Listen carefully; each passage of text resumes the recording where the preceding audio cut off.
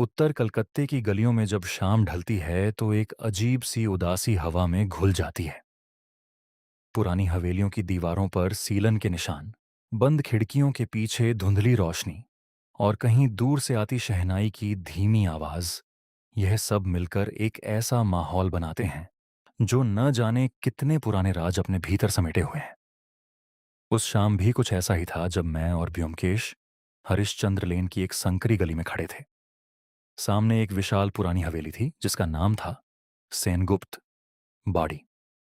ब्योमकेश ने अपनी छड़ी से जमीन पर हल्का सा प्रहार किया और बोले, अजित, यह घर कम से कम 80 साल पुराना लगता है। इसकी दीवारों में जो सीलन है वह किसी पुरानी बीमारी की तरह गहरी बैठ गई है। मैंने कहा, तुम्हें यहां किसने बुलाया है ब्योमकेश? तुमने अभी तक मुझे पूरी बात नहीं बताई। ब्योमकेश ने अपनी जेब से एक चिट्ठी निकाली और मुझे थमा दी। चिट्ठी देवकुमार सेनगुप्त नाम के व्यक्ति ने लिखी थी। उसमें लिखा था कि उसके चाचा राजेंद्रनाथ सेनगुप्त की 3 दिन पहले हृदयाघात से मृत्यु हो गई थी और उसी रात उनके संग्रह से एक अत्यंत दुर्लभ हस्तलिखित पोथी गायब हो गई थी। देवकुमार को डर था कि पुलिस इस मामले को गंभीरता से नहीं ले रही, इसलिए उसने ब्योमकेश को बुलाया था। हम दोनों हवेली के मुख्य द्वार तक पहुंचे। द्वार पर लगी लोहे की कड़ी काफी पुरानी थी और उसमें जंग लगी हुई थी। दरवाजा खटखटाने पर एक बूढ़ा नौकर बाहर आया। उसका नाम हरिचरण था, यह हमें बाद में पता चला। उसकी आंखों में एक अजीब सी सतर्कता थी, जैसे वह सालों से इस घर के हर कोने की रखवाली करता आया हो। हरिचरण ने कहा, आप लोग किससे मिलने आए हैं? ब्योमकेश ने अपना नाम बताया और कहा कि देवकुमार बाबू ने उन्हें बुलाया है। हरिचरण के चेहरे पर एक क्षण के लिए कुछ भाव आया जिसे मैं ठीक से पहचान नहीं पाया। फिर वह हमें भीतर ले गया। हवेली के भीतर का दृश्य बाहर से भी अधिक पुराना लग रहा था। लंबे बरामदे, टूटी हुई मूर्तियां और दीवारों पर टंगी धुंधली तस्वीरें। एक बड़े से आंगन को पार करके हम एक कमरे में पहुंचे जो शायद बैठक थी। वहां देवकुमार सेनगुप्त हमारा इंतजार कर रहे थे। देवकुमार की उम्र लगभग 35 वर्ष रही होगी। उनके कपड़े साफ थे पर कुछ पुराने ढंग के। उन्होंने हमें बैठने का इशारा किया और तुरंत बोलने लगे। देवकुमार ने कहा, ब्योमकेश बाबू, मेरे चाचा की मृत्यु का तरीका मुझे संदेहास्पद लगता है। डॉक्टर ने हृदयाघात बताया है, पर उसी रात हमारे परिवार की सबसे कीमती चीज गायब हो गई। यह संयोग मुझे स्वीकार नहीं होता। ब्योमकेश ने शांति से पूछा, वह चीज क्या थी जो गायब हुई? देवकुमार ने बताया कि उनके चाचा एक प्रसिद्ध पोथी संग्राहक थे। उनके पास एक अत्यंत दुर्लभ वैष्णव पदावली की हस्तलिखित प्रति थी, जिसके हाशिए पर स्वयं किसी प्राचीन कवि के हस्तलिखित टिप्पणी थी। यह पोथी सालों पहले उन्होंने एक पुस्तक व्यापारी से खरीदी थी और तब से यह उनके संग्रह का सबसे अनमोल हिस्सा थी। ब्योमकेश ने पूछा, वह व्यापारी कौन था जिससे यह पोथी खरीदी गई थी? देवकुमार ने कहा, नीलरत्न बासक। वे आज भी कभी कभी चाचा से मिलने आते थे। पुरानी पोथियों की खरीद बिक्री उनका पेशा है। मुझे तभी लगा कि यह मामला सिर्फ एक चोरी का नहीं है। ब्योमकेश के चेहरे पर वही एकाग्रता थी जो किसी जटिल पहेली के सामने आने पर उभरती थी। ब्योमकेश ने कहा, मुझे वह कमरा दिखाइए जहां आपके चाचा की मृत्यु हुई। देवकुमार हमें एक संकरी सीढ़ी से ऊपर ले गए, जहां एक बड़ा कमरा था जिसकी दीवारों के साथ लकड़ी की अलमारियां खड़ी थीं। यह राजेंद्र नाथ बाबू का निजी पुस्तकालय था। कमरे में हजारों पुरानी किताबें और पोथियां करीने से रखी हुई थीं। हालांकि एक कोने में कुछ अस्त व्यस्तता दिखाई दे रही थी। व्योमकेश ने कमरे के बीचों बीच खड़े होकर धीरे धीरे चारों ओर देखा। उनकी नजर हर कोने पर, हर वस्तु पर टिकती और आगे बढ़ जाती। व्योमकेश ने पूछा, आपके चाचा किस स्थिति में पाए गए थे? देवकुमार ने बताया कि उनके चाचा उस बड़ी मेज के पास फर्श पर पड़े मिले थे। उनके हाथ में उनका चश्मा टूटा हुआ था और चेहरे पर पीड़ा के भाव थे। डॉक्टर ने कहा कि हृदयाघात के कारण वे गिर गए होंगे और गिरते समय ही उनका चश्मा टूट गया होगा। ब्योमकेश उस मेज के पास गए और चश्मे की जगह को ध्यान से देखने लगे। फिर उन्होंने पूछा कि क्या चश्मा अब भी वहीं है? हरिचरण ने एक दराज से टूटा हुआ चश्मा निकाल कर दिया। ब्योमकेश ने चश्मे को हाथ में लेकर बहुत देर तक निरीक्षण किया। मैंने देखा कि उनकी भौहें हल्की सी सिकुड़ गई थीं, जो उनकी आदत थी जब कोई बात उन्हें सामान्य नहीं लगती थी। व्योमकेश ने पूछा, ये पोथी कहाँ रखी जाती थी? देवकुमार ने अलमारी के एक विशेष खाने की ओर इशारा किया, जो अब खाली था। उसके पास ही एक छोटी सी कांच की पेटी रखी थी, जिसमें शायद पहले कोई और वस्तु रखी जाती होगी। व्योमकेश ने उस खाली स्थान को ध्यान से देखा और फिर आसपास की धूल की परत का निरीक्षण किया। उन्होंने अपनी उंगली उस स्थान पर फेरी और कुछ देर तक चुप रहे। व्योमकेश ने पूछा, इस पोथी को आखिरी बार किसने देखा था?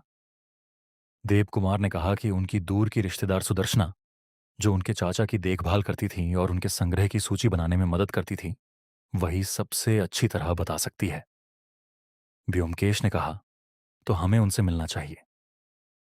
देवकुमार हमें नीचे ले गए, जहां एक छोटे से कमरे में सुदर्शना बैठी हुई थी।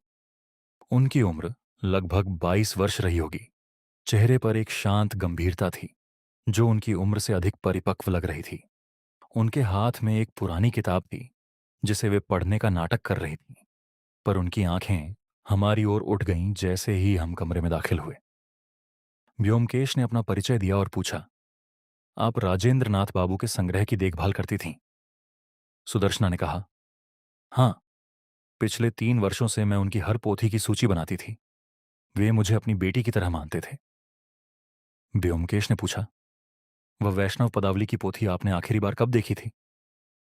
सुदर्शना ने कुछ सोचते हुए कहा, शायद उसी दिन शाम को, जब चाचा जी ने मुझसे कहा था कि वे उसे एक बार फिर से देखना चाहते हैं।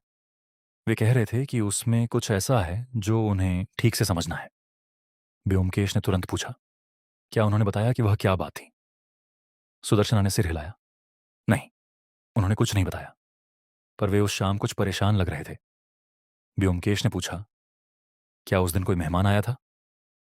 सुदर्शना कुछ क्षण चुप रहीं, फिर बोली, हाँ, नीलरतन बाबू आए थे शाम को।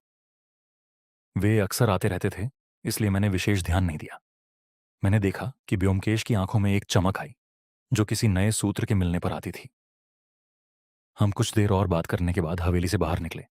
बाहर आकर व्योमकेश ने कहा, अजित, यह मामला उतना सीधा नहीं है जितना दिखता है। हमें नीलरत्न बासक से मिलना होगा। अगले दिन हम कॉलेज स्ट्रीट की ओर गए, जहां नीलरत्न बासक की एक छोटी सी पुस्तक की दुकान थी। बाहर से देखने पर वह एक साधारण सी दुकान लगती थी, पर भीतर जाने पर पता चला कि वहां दुर्लभ पांडुलिपियों और प्राचीन ग्रंथों का एक विशाल संग्रह था। नीलरत्न बासक एक मझले कद के व्यक्ति थे।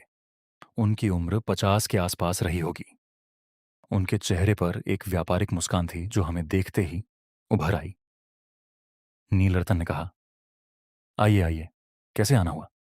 व्योमकेश ने सीधे पूछा, आप राजेंद्रनाथ सेनगुप्त को जानते थे? नीलरत्न का चेहरा एक पल के लिए गंभीर हो गया। फिर उन्होंने कहा, बहुत दुख की बात है, वे मेरे पुराने ग्राहक थे। मुझे उनकी मृत्यु का समाचार सुनकर बहुत आघात लगा। व्योमकेश ने पूछा, आप उनसे आखिरी बार कब मिले थे?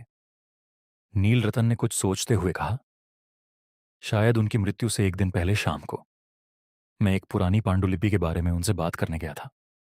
व्योमकेश ने पूछा, कौन सी पांडुलिपि? नीलरतन ने कहा, वैष्णव पदावली की वही प्रति, जो कई साल पहले मैंने उन्हें बेची थी। वे उसे किसी विशेषज्ञ को दिखाना चाहते थे, इसलिए मुझसे उसके बारे में कुछ और जानकारी मांग रहे थे। व्योमकेश ने पूछा, किस प्रकार की जानकारी? नीलरतन ने कहा, उसके इतिहास के बारे में, यह कहां से आई, किसके पास पहले थी, इस तरह की बातें। मुझे लगा कि नीलरतन कुछ छिपा रहे हैं, हालांकि उनकी बातों में कोई स्पष्ट झूठ नहीं था। व्योमकेश ने भी शायद यही महसूस किया, क्योंकि उन्होंने अगला सवाल बहुत सावधानी से पूछा। व्योमकेश ने पूछा, क्या आपके पास इस पोथी के बारे में कोई पुराने दस्तावेज हैं, जैसे बिक्री की रसीद या इसके पहले के मालिकों का विवरण? नीलरतन ने कहा, मेरे पास पुराने रिकॉर्ड हैं, पर वे इतने व्यवस्थित नहीं हैं। मुझे ढूंढना पड़ेगा। व्योमकेश ने कहा, कृपया ढूंढकर हमें दिखाइए। यह जानकारी हमारी जांच के लिए महत्वपूर्ण हो सकती है। नीलरतन ने थोड़ी हिचकिचाहट के साथ कहा कि वे कुछ दिनों में यह जानकारी इकट्ठा करके देंगे। व्योमकेश ने सहमति जताई, पर मैंने देखा कि उन्होंने दुकान से निकलते समय एक पल के लिए दुकान की मेज पर पड़े कुछ कागजों को ध्यान से देखा। दुकान से बाहर निकलने के बाद व्योमकेश ने कहा, अजित, तुमने देखा उस मेज पर क्या था? मैंने कहा, कुछ पुराने कागजात थे, पर मैं ठीक से नहीं देख पाया। व्योमकेश ने कहा, उनमें से एक कागज पर मुझे किसी बैंक के लेन देन का विवरण दिखाई दिया। वह विवरण काफी पुराना लग रहा था, शायद 20-25 साल पुराना। इस पर एक बड़ी राशि लिखी हुई थी। मैंने पूछा, इसका इस मामले से क्या संबंध हो सकता है? व्योमकेश ने कहा, यह अभी कहना जल्दबाजी होगी, पर हर विवरण महत्वपूर्ण होता है, चाहे वह पहली नजर में असंबंधित ही क्यों न लगे। हम कुछ देर चुपचाप चलते रहे। कॉलेज स्ट्रीट की गलियों में पुरानी किताबों की गंध हवा में तैर रही थी। व्योमकेश गहरी सोच में डूबे हुए थे। अगले दिन व्योमकेश ने मुझसे कहा कि हमें फिर से सेनगुप्त बॉडी जाना है। इस बार उन्होंने हरिचरण से विस्तार से बात करने की योजना बनाई थी। हवेली पहुंचने पर हरिचरण ने हमारा स्वागत किया, हालांकि उसके चेहरे पर पहले जैसी ही सतर्कता थी। व्योमकेश ने उसे एक तरफ ले जाकर धीरे से बात करनी शुरू की। व्योमकेश ने पूछा, तुम कितने सालों से इस घर में काम करते हो? हरिचरण ने कहा, 40 साल से भी अधिक हो गए हैं बाबू। मैं राजेंद्र नाथ बाबू के पिता के समय से यहां हूं। व्योमकेश ने पूछा, उस रात तुमने क्या देखा या सुना जब राजेंद्र नाथ बाबू की मृत्यु हुई? हरिचरण की आंखों में एक क्षण के लिए भय की छाया आई। उसने कहा, मैंने रात को कुछ आवाजें सुनी थी बाबू। ऊपर के कमरे से बातचीत की आवाज आ रही थी, ऊंची आवाज में। व्योमकेश ने तुरंत पूछा, किसकी आवाज थी? क्या तुम पहचान पाए? हरिचरण ने कहा, मुझे ठीक से नहीं पता बाबू। मैं नीचे अपने कमरे में था और आवाजें दूर से आ रही थी, पर मुझे लगा कि राजेंद्र नाथ बाबू किसी से बहस कर रहे थे। व्योमकेश ने पूछा, यह कितने बजे की बात है? हरिचरण ने कहा, रात के करीब 10 बजे होंगे। उसके कुछ देर बाद सब शांत हो गया और मैंने सोचा कि मेहमान चला गया होगा। व्योमकेश ने पूछा, क्या तुमने किसी को घर से जाते हुए देखा? हरिचरण ने सिर हिलाते हुए कहा, नहीं बाबू, मैं उस समय तक सो चुका था। सुबह जब मैं राजेंद्र नाथ बाबू को चाय देने गया, तब उन्हें फर्श पर पड़ा हुआ पाया। व्योमकेश ने कुछ देर सोचने के बाद पूछा, क्या उस रात मुख्य द्वार बंद था या खुला? हरिचरण ने कहा, मुख्य द्वार तो बंद था, पर बाबू, पुस्तकालय की खिड़की जो बगीचे की तरफ खुलती है, वह अक्सर रात को भी थोड़ी खुली रहती थी, क्योंकि राजेंद्रनाथ बाबू को हवा पसंद थी। यह सुनकर व्योमकेश के चेहरे पर फिर वही एकाग्रता आई। उन्होंने हरिचरण को धन्यवाद कहा और हमें फिर से पुस्तकालय की ओर ले जाने को कहा। पुस्तकालय में पहुंचकर व्योमकेश सीधे उस खिड़की की ओर गए जो बगीचे की तरफ खुलती थी। उन्होंने खिड़की को ध्यान से देखा, फिर बाहर झांककर नीचे बगीचे की मिट्टी का निरीक्षण करने लगे। व्योमकेश ने मुझसे कहा, अजित, यहां नीचे आओ और देखो। मैं खिड़की से बाहर झांका। नीचे बगीचे की नरम मिट्टी में कुछ पैरों के निशान दिखाई दे रहे थे, हालांकि वे कुछ धुंधले हो चुके थे, शायद बारिश के कारण। व्योमकेश ने कहा, यह निशान किसी भारी जूते के लगते हैं, शायद किसी पुरुष के। हमें नीचे जाकर इनका ध्यान से निरीक्षण करना चाहिए। हम नीचे बगीचे में गए। व्योमकेश ने अपनी जेब से एक छोटा फीता निकाला और पैरों के निशान की लंबाई मापी। फिर उन्होंने खिड़की के पास की झाड़ी का भी बारीकी से निरीक्षण किया। व्योमकेश ने अचानक कुछ उठाया। यह एक छोटा सा कपड़े का धागा था जो झाड़ी के कांटे में उलझा हुआ था।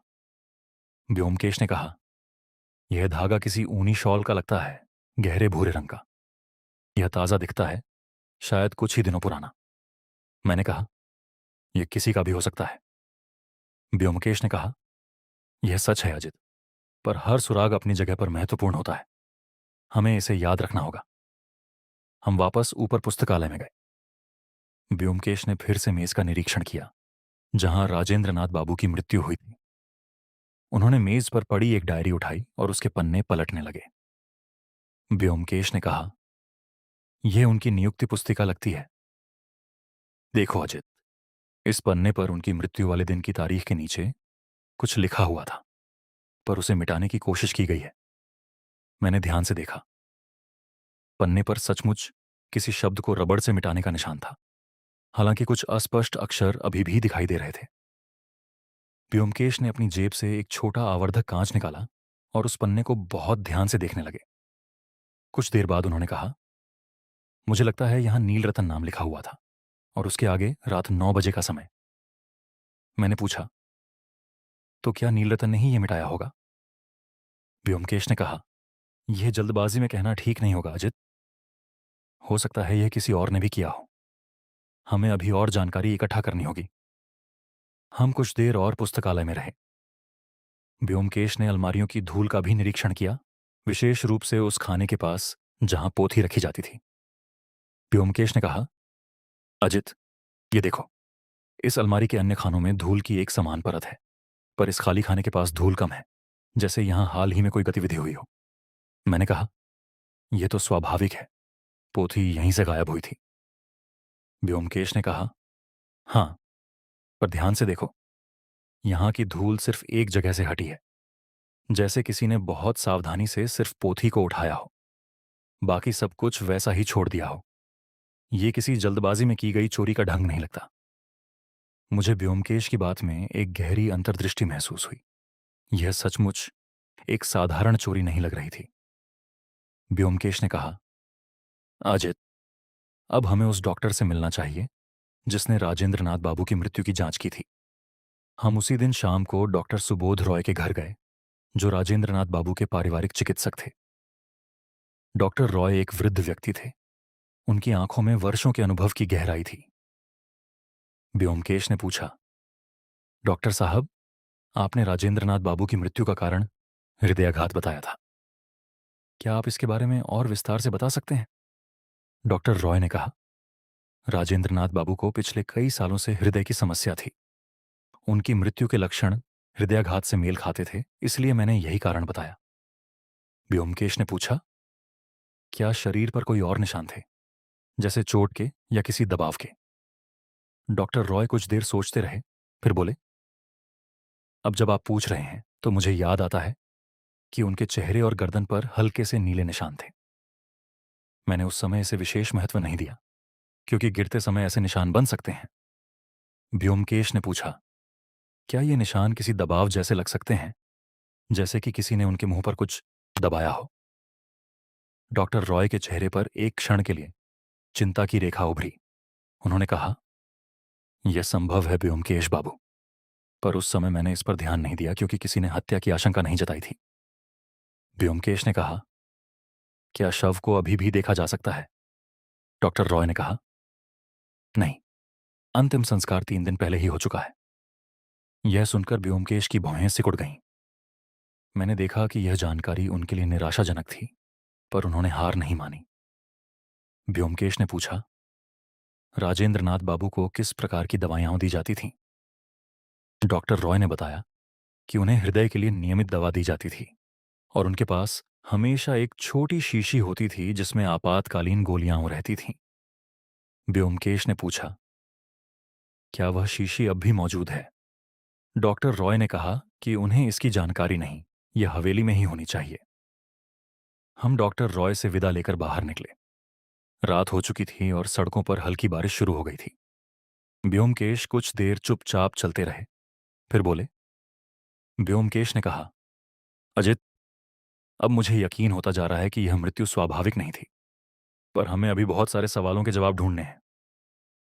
कौन उस रात 10 बजे राजेंद्रनाथ बाबू से मिलने आया था? वह पोथी क्यों ले गया? और क्या इसका संबंध नीलरत्न के पुराने लेन देन से है? मैंने पूछा, तुम्हें क्या लगता है, यह किसका काम हो सकता है? व्योमकेश ने कहा, अभी कहना जल्दबाजी होगी अजित। हमारे पास 3 संदिग्ध हैं। देव कुमार, जिन्हें संपत्ति का लालच हो सकता है, सुदर्शना, जो सबसे करीब थी, और नील रत्न, जिनका पुराना व्यापारिक संबंध रहस्यमय लगता है। हमें हर एक की गतिविधियों को बहुत बारीकी से जांचना होगा। हम उस रात अपने घर लौट आए, पर व्योमकेश की आंखों में वह चमक थी जो किसी जटिल मामले के सुलझने से पहले हमेशा दिखाई देती थी। मुझे पता था कि आने वाले दिन और भी दिलचस्प सुराग लेकर आएंगे। अगली सुबह जब मैं व्योमकेश के कमरे में पहुंचा तो देखा कि वे पहले से ही मेज पर बैठे कुछ कागजों का अध्ययन कर रहे थे। उनके सामने एक नक्शा फैला हुआ था जो हरिश्चंद्र लेन और उसके आसपास के इलाके का था। व्योमकेश ने कहा, अजित, आज हमें 3 काम करने हैं। पहला, देवकुमार की आर्थिक स्थिति के बारे में पता करना। दूसरा, सुदर्शना के अतीत के बारे में जानकारी इकट्ठा करना। और तीसरा, नील रतन के उन पुराने रिकॉर्ड को देखना जिनका वादा उन्होंने किया था। मैंने पूछा, हम ये सब कैसे करेंगे? यह तो निजी जानकारी है। व्योमकेश ने मुस्कुराते हुए कहा, मेरे कुछ पुराने परिचित हैं जो इस तरह की जानकारी जुटाने में मदद कर सकते हैं। पहले हम प्रताप बाबू से मिलते हैं, जो सेनगुप्त परिवार के पुराने वकील हैं। हम कुछ ही देर में बो बाजार की एक पुरानी इमारत में पहुंचे, जहां प्रताप चंद्र मुखर्जी का कार्यालय था। प्रताप बाबू एक दुबले पतले व्यक्ति थे। उनकी उम्र 60 के आसपास रही होगी और उनके चेहरे पर वर्षों के कानूनी अनुभव की छाप थी। व्योमकेश ने अपना परिचय दिया और सीधे मुद्दे पर आए। व्योमकेश ने पूछा, प्रताप बाबू, आप राजेंद्र नाथ सेनगुप्त की वसीयत के बारे में जानते होंगे। क्या आप हमें बता सकते हैं कि उनकी संपत्ति का उत्तराधिकारी कौन है? प्रताप बाबू ने कुछ देर सोचा, फिर कहा, यह जानकारी आमतौर पर गोपनीय रखी जाती है, पर चूंकि यह मामला मृत्यु से जुड़ा हुआ है और आप जांच कर रहे हैं, मैं आपको कुछ बता सकता हूं। राजेंद्र नाथ बाबू की वसीयत के अनुसार उनकी अधिकांश संपत्ति देवकुमार को मिलेगी, क्योंकि वे उनके इकलौते भतीजे हैं। पर एक शर्त है। व्योमकेश ने पूछा, कैसी शर्त? प्रताप बाबू ने कहा, वसीयत में लिखा है कि पोथी संग्रह का एक विशेष हिस्सा, जिसमें वह वैष्णव पदावली की प्रति भी शामिल है, किसी शोध संस्थान को दान कर दिया जाएगा। देवकुमार को इस पर कोई अधिकार नहीं मिलेगा। यह सुनकर व्योमकेश की आंखों में एक नई चमक आई।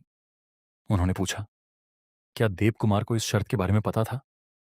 प्रताप बाबू ने कहा, हां, यह वसीयत 6 महीने पहले बनाई गई थी और उस समय देवकुमार भी मौजूद थे जब राजेंद्रनाथ बाबू ने इस पर हस्ताक्षर किए। व्योमकेश ने पूछा, देवकुमार की इस शर्त पर क्या प्रतिक्रिया थी? प्रताप बाबू ने कहा, वे काफी नाराज हुए थे। उन्होंने कहा था कि यह पोथी परिवार की धरोहर है और इसे बाहर देना अनुचित है। पर राजेंद्रनाथ बाबू अपने फैसले पर अडिग रहे। यह जानकारी हमारे लिए बहुत महत्वपूर्ण थी। अगर देवकुमार जानते थे कि यह पोथी उनके हाथ से निकल जाएगी, तो हो सकता है उन्होंने इसे पहले ही अपने पास सुरक्षित कर लिया हो। व्योमकेश ने पूछा, क्या राजेंद्रनाथ बाबू की मृत्यु के बाद कोई और वसीयत सामने आई है या इसमें कोई परिवर्तन हुआ है? प्रताप बाबू ने कहा, नहीं, यही वसीयत अंतिम है। मैंने इसे स्वयं सुरक्षित रखा है। हम प्रताप बाबू को धन्यवाद देकर बाहर निकले। व्योमकेश कुछ देर चुप रहे, फिर बोले। व्योमकेश ने कहा, अजित, अब देवकुमार का मकसद स्पष्ट होता जा रहा है, पर हमें अभी यह साबित करने के लिए ठोस सबूत चाहिए। सिर्फ मकसद होना काफी नहीं है। हम अगले पड़ाव पर सुदर्शना के अतीत के बारे में जानकारी इकट्ठा करने गए। व्योमकेश के पास एक पुराना परिचित था, विनोद बाबू, जो कलकत्ता के विभिन्न परिवारों के बारे में गहरी जानकारी रखते थे। हम उनसे उनके घर पर मिले। विनोद बाबू ने कहा, सुदर्शना, हाँ, मुझे याद है। वह उत्तर बंगाल के एक गरीब ब्राह्मण परिवार से है। उसके पिता की मृत्यु के बाद परिवार की आर्थिक स्थिति बहुत खराब हो गई थी। राजेंद्रनाथ बाबू ने उसे अपने घर में शरण दी और उसकी पढ़ाई का खर्च भी उठाया। व्योमकेश ने पूछा, क्या आपको पता है कि सुदर्शना और देवकुमार के बीच संबंध कैसे थे? विनोद बाबू ने कुछ हिचकिचाते हुए कहा, इस बारे में कुछ अफवाहें हैं व्योमकेश बाबू, पर मैं पूरी तरह निश्चित नहीं हूं। कहा जाता है कि देवकुमार सुदर्शना से विवाह करना चाहते थे, पर राजेंद्रनाथ बाबू इसके खिलाफ थे। व्योमकेश ने पूछा, क्यों? विनोद बाबू ने कहा, राजेंद्रनाथ बाबू का मानना था कि सुदर्शना का भविष्य पढ़ाई में है, विवाह में नहीं। वे चाहते थे कि वह अपनी पढ़ाई पूरी करके स्वतंत्र जीवन जिए। यह जानकारी हमारे मामले में एक नया आयाम जोड़ रही थी। अगर सुदर्शना और देवकुमार के बीच कोई निजी संबंध था, तो यह मामला और भी जटिल हो सकता था। हम विनोद बाबू से विदा लेकर बाहर निकले। व्योमकेश ने कहा, अजित, अब हमें फिर से नीलरतन के पास जाना चाहिए और उन पुराने रिकॉर्ड के बारे में पूछना चाहिए। हम उसी शाम कॉलेज स्ट्रीट पहुंचे। नीलरतन की दुकान बंद होने वाली थी, पर वे अभी भी वहां मौजूद थे। हमें देखकर उनके चेहरे पर एक हल्की सी बेचैनी दिखाई दी। व्योमकेश ने पूछा, नीलरतन बाबू, क्या आपने वह पुराने रिकॉर्ड ढूंढ लिए जिनके बारे में हमने पूछा था? नीलरतन ने कहा। मैं अभी भी ढूंढ रहा हूं, व्योमकेश बाबू। मेरे पास बहुत पुराने कागजात हैं। उन्हें व्यवस्थित करने में समय लगता है। व्योमकेश ने सीधे पूछा। नीलरतन बाबू, राजेंद्र नाथ बाबू की मृत्यु वाली रात आप उनसे मिलने गए थे, यह हमें पता है। आपने हमें यह क्यों नहीं बताया? नीलरतन के चेहरे का रंग बदल गया। उन्होंने कुछ देर चुप रहने के बाद कहा, मैं गया था, पर मैंने सोचा कि यह बात बताने से मुझ पर शक किया जाएगा। व्योमकेश ने कहा, आप वहां किस लिए गए थे और कितनी देर रुके थे? नीलरतन ने कहा, मैं उस पोथी के बारे में कुछ जानकारी देने गया था जो राजेंद्रनाथ बाबू ने मांगी थी। मैं शायद आधे घंटे रुका था, फिर वापस आ गया। व्योमकेश ने पूछा, क्या उस समय आपके बीच कोई बहस हुई थी? नीलरतन ने कहा, नहीं, ऐसी कोई बात नहीं थी। हमारी बातचीत सामान्य थी। व्योमकेश ने कहा, हमें बताया गया है कि उस रात ऊंची आवाज में बातचीत सुनी गई थी।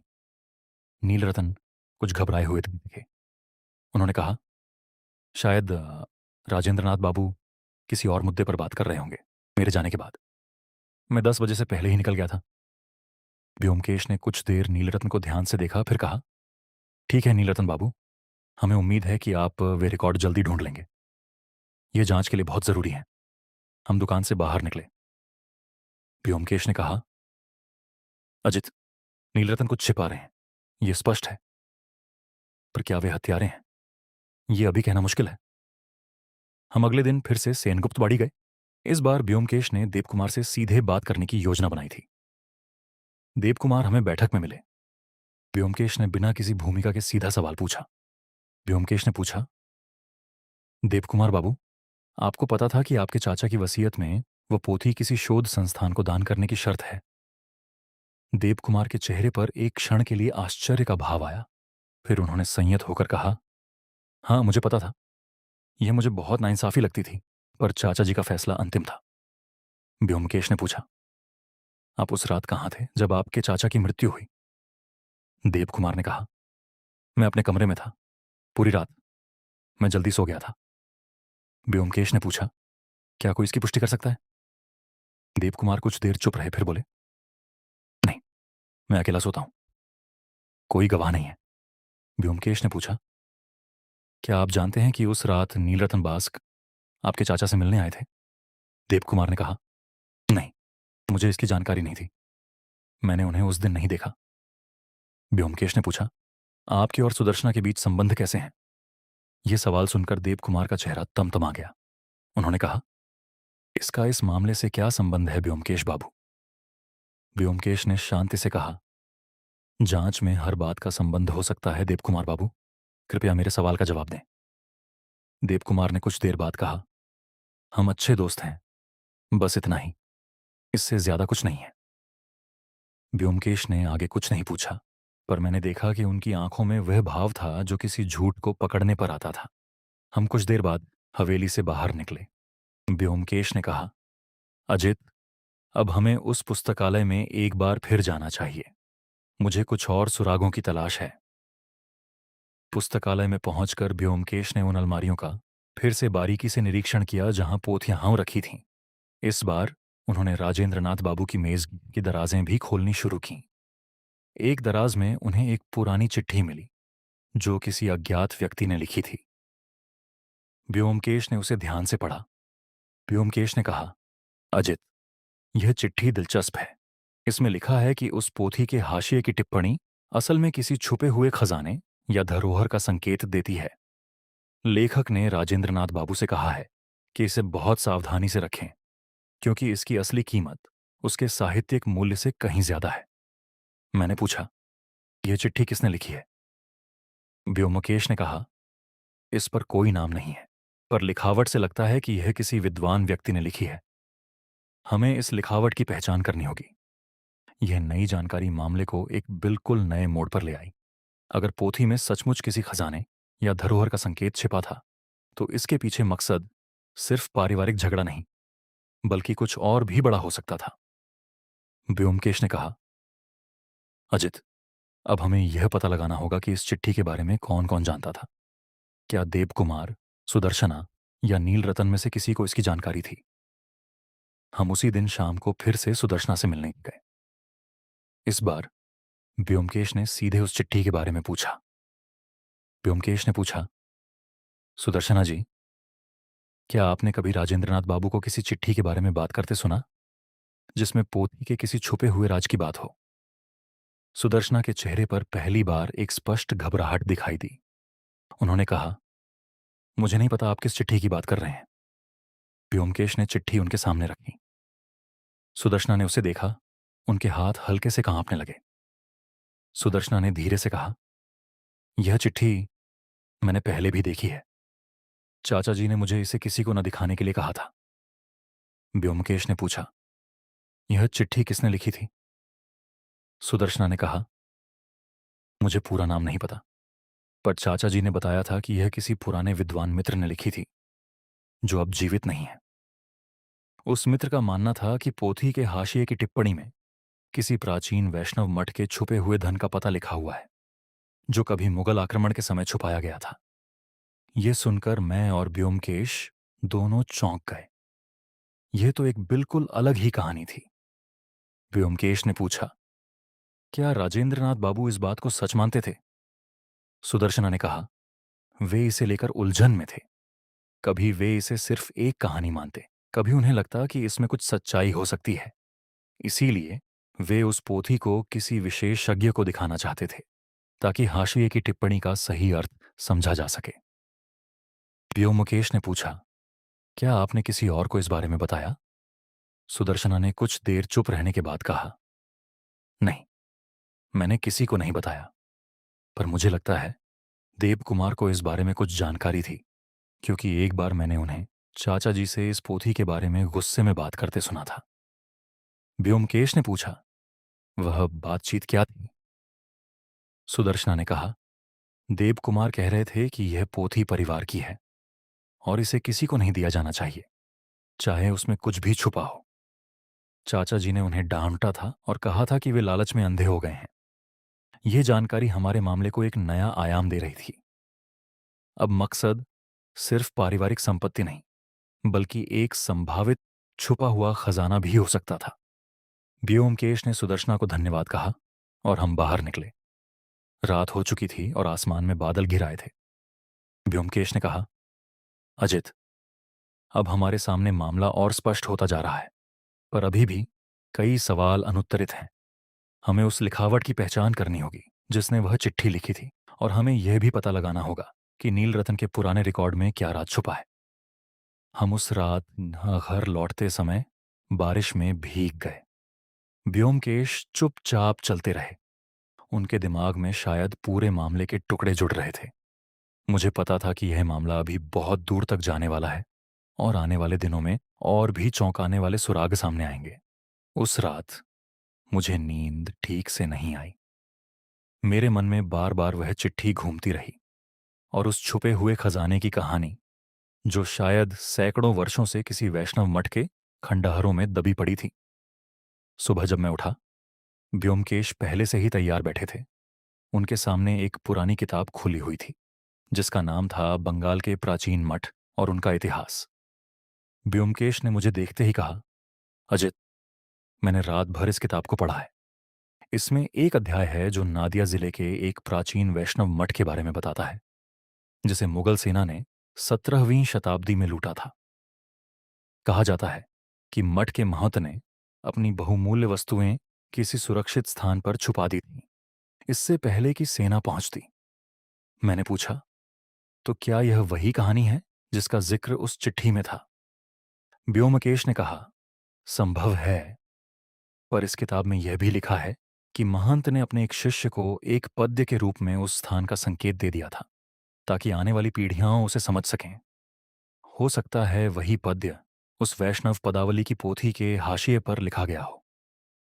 यह सुनकर मुझे रोमांच सा महसूस हुआ, पर ब्योमकेश का चेहरा गंभीर बना रहा। ब्योमकेश ने कहा, अजित, हमें भावुक नहीं होना चाहिए। चाहे खजाना सच हो या ना हो, हमारे लिए असली सवाल यह है कि राजेंद्रनाथ बाबू की हत्या किसने की और पोथी किसने चुराई।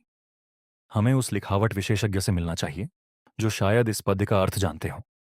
व्योमकेश ने अपने परिचितों से पूछताछ करके पता लगाया कि कलकत्ता विश्वविद्यालय में प्राचीन बांग्ला पांडुलिपियों के एक जाने माने विशेषज्ञ हैं, प्रोफेसर हेमंत गुहा। हम उसी दिन दोपहर को विश्वविद्यालय पहुंचे। प्रोफेसर गुहा एक वृद्ध, दुबले पतले व्यक्ति थे। उनके चश्मे के पीछे से झांकती आंखों में एक गहरी बौद्धिक चमक थी। उनका कार्यालय पुरानी किताबों और पांडुलिपियों से भरा हुआ था। व्योमकेश ने अपना परिचय दिया और पूछा, प्रोफेसर साहब, क्या आप राजेंद्रनाथ सेनगुप्त को जानते थे? प्रोफेसर गुहा ने कहा, हाँ, बहुत दुखद समाचार है उनकी मृत्यु का। वे कई बार मुझसे पुरानी पांडुलिपियों के बारे में सलाह लेने आते थे। व्योमकेश ने पूछा, क्या उन्होंने कभी आपसे एक वैष्णव पदावली की पोथी के बारे में बात की, जिसके हाशिए पर कोई विशेष टिप्पणी लिखी हुई थी? प्रोफेसर गुहा के चेहरे पर एक क्षण के लिए पहचान का भाव आया। उन्होंने कहा, हाँ, उन्होंने मुझसे लगभग 2 महीने पहले संपर्क किया था। वे उस पोथी की एक तस्वीर लेकर आए थे, हाशिए की टिप्पणी की, और मुझसे उसका अर्थ पूछा था। व्योमकेश ने उत्सुकता से पूछा, क्या आप उस टिप्पणी का अर्थ समझ पाए? प्रोफेसर गुहा ने कहा, यह एक कठिन पद्य था, पुरानी बांग्ला और संस्कृत मिश्रित भाषा में लिखा हुआ। मुझे इसे समझने में काफी समय लगा, पर अंततः मैंने राजेंद्रनाथ बाबू को इसका अर्थ बता दिया था। व्योमकेश ने पूछा, वह अर्थ क्या था? प्रोफेसर गुहा ने अपनी मेज की एक दराज से एक कागज निकाला, जिस पर उन्होंने स्वयं वह पद्य और उसका अर्थ लिख रखा था। उन्होंने पढ़ना शुरू किया। प्रोफेसर गुहा ने कहा, इस पद्य का भावार्थ कुछ इस प्रकार है, जहां नदी की धारा 3 बार मुड़ती है, वहां शिव के मंदिर की छाया में सूर्यास्त के समय पत्थर के नीचे धरोहर छिपी है। यह सुनकर मैं और व्योमकेश दोनों चौंक गए। यह तो किसी छुपे हुए खजाने का सीधा संकेत था। व्योमकेश ने पूछा, क्या आपने राजेंद्रनाथ बाबू को यह स्थान पहचानने में मदद की? प्रोफेसर गुहा ने कहा, मैंने केवल पद्य का अर्थ बताया था, स्थान पहचानना मेरा काम नहीं था। पर राजेंद्रनाथ बाबू बहुत उत्साहित थे। उन्होंने कहा था कि वे नादिया जिले के इतिहास से परिचित एक व्यक्ति से मिलकर इस स्थान का पता लगाने की कोशिश करेंगे। व्योमकेश ने पूछा, क्या उन्होंने बताया वह व्यक्ति कौन था? प्रोफेसर गुहा ने कुछ याद करने की कोशिश की, फिर कहा, मुझे ठीक से याद नहीं, पर शायद उन्होंने किसी पुस्तक व्यापारी का नाम लिया था, जो पुराने नक्शों और भूगोल का भी जानकार था। व्योमकेश और मैंने एक दूसरे की ओर देखा। यह निश्चित रूप से नीलरत्न बासक की ओर इशारा कर रहा था। व्योमकेश ने पूछा, प्रोफेसर साहब, क्या आपने यह जानकारी किसी और को भी दी है? प्रोफेसर गुहा ने कहा, नहीं, यह पूरी तरह गोपनीय बातचीत थी। मैंने किसी और को कुछ नहीं बताया। हमने प्रोफेसर गुहा को धन्यवाद दिया और वहां से विदा ली। बाहर निकलते ही व्योमकेश ने कहा, अजित, अब तस्वीर साफ होती जा रही है। नीलरत्न को इस खजाने की कहानी के बारे में पूरी जानकारी थी, और यह भी संभव है कि वे इसे राजेंद्रनाथ बाबू से पहले भी जानते हों। मैंने पूछा, तो क्या नीलरत्न ही हत्यारा है? व्योमकेश ने कहा, अभी इतनी जल्दी निष्कर्ष निकालना ठीक नहीं होगा अजित। हमें अभी भी कई बातों की पुष्टि करनी है। हमें उस शॉल के धागे का मालिक ढूंढना है, और हमें यह भी पता लगाना है कि उस रात असल में क्या हुआ था। हम उसी दिन शाम को फिर से नीलरतन की दुकान पर गए। इस बार दुकान बंद थी, पर भीतर रोशनी जल रही थी। व्योमकेश ने दरवाजा खटखटाया। कुछ देर बाद नीलरतन ने दरवाजा खोला। उनके चेहरे पर थकान और चिंता की मिलीजुली रेखाएं थीं। व्योमकेश ने कहा, नीलरतन बाबू, हमें आपसे कुछ और सवाल पूछने हैं। नीलरतन ने हमें भीतर बुलाया। दुकान के भीतर का माहौल पहले से कहीं ज्यादा अस्त व्यस्त लग रहा था, जैसे किसी ने जल्दबाजी में कुछ ढूंढा हो। व्योमकेश ने सीधे पूछा, नीलरतन बाबू, क्या आप उस प्राचीन वैष्णव मठ की कहानी जानते थे, जिसका जिक्र उस पोथी के हाशिए में है? नीलरत्न का चेहरा पीला पड़ गया। उन्होंने कुछ देर चुप रहने के बाद कहा, आपको यह कैसे पता चला? व्योमकेश ने कहा, यह अभी महत्वपूर्ण नहीं है, आप जवाब दीजिए। नीलरतन ने गहरी सांस ली और कहा, हां, मुझे इसके बारे में जानकारी थी। मेरे परिवार में यह कहानी पीढ़ियों से चली आ रही है। मेरे परदादा उस इलाके के थे जहां वह मठ था, पर यह सिर्फ एक लोक कथा है। इसे मैं कभी गंभीरता से नहीं लेता था। व्योमकेश ने पूछा। तो जब आपने वह पोथी राजेंद्रनाथ बाबू को बेची तब क्या आपको पता था कि उसके हाशिए में क्या लिखा है? नीलरतन ने कहा, नहीं, उस समय मुझे पता नहीं था। पोथी बहुत पुरानी और जर्जर हालत में थी। हाशिए की लिखावट स्पष्ट नहीं थी।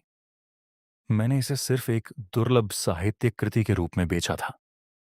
व्योमकेश ने पूछा, फिर आपको कब पता चला कि इसमें खजाने का कोई संकेत हो सकता है? नीलरतन ने कहा, कुछ महीने पहले, जब राजेंद्रनाथ बाबू ने मुझसे इस बारे में बात की। उन्होंने मुझे बताया कि प्रोफेसर गुहा ने पद्य का अर्थ निकाला है और उन्होंने मुझसे पूछा कि क्या मैं उस स्थान की पहचान में मदद कर सकता हूं, क्योंकि मेरा परिवार उस इलाके से है। व्योमकेश ने पूछा, क्या आपने मदद की? नीलरतन ने कहा, मैंने कुछ पुराने नक्शे और पारिवारिक दस्तावेज देखे।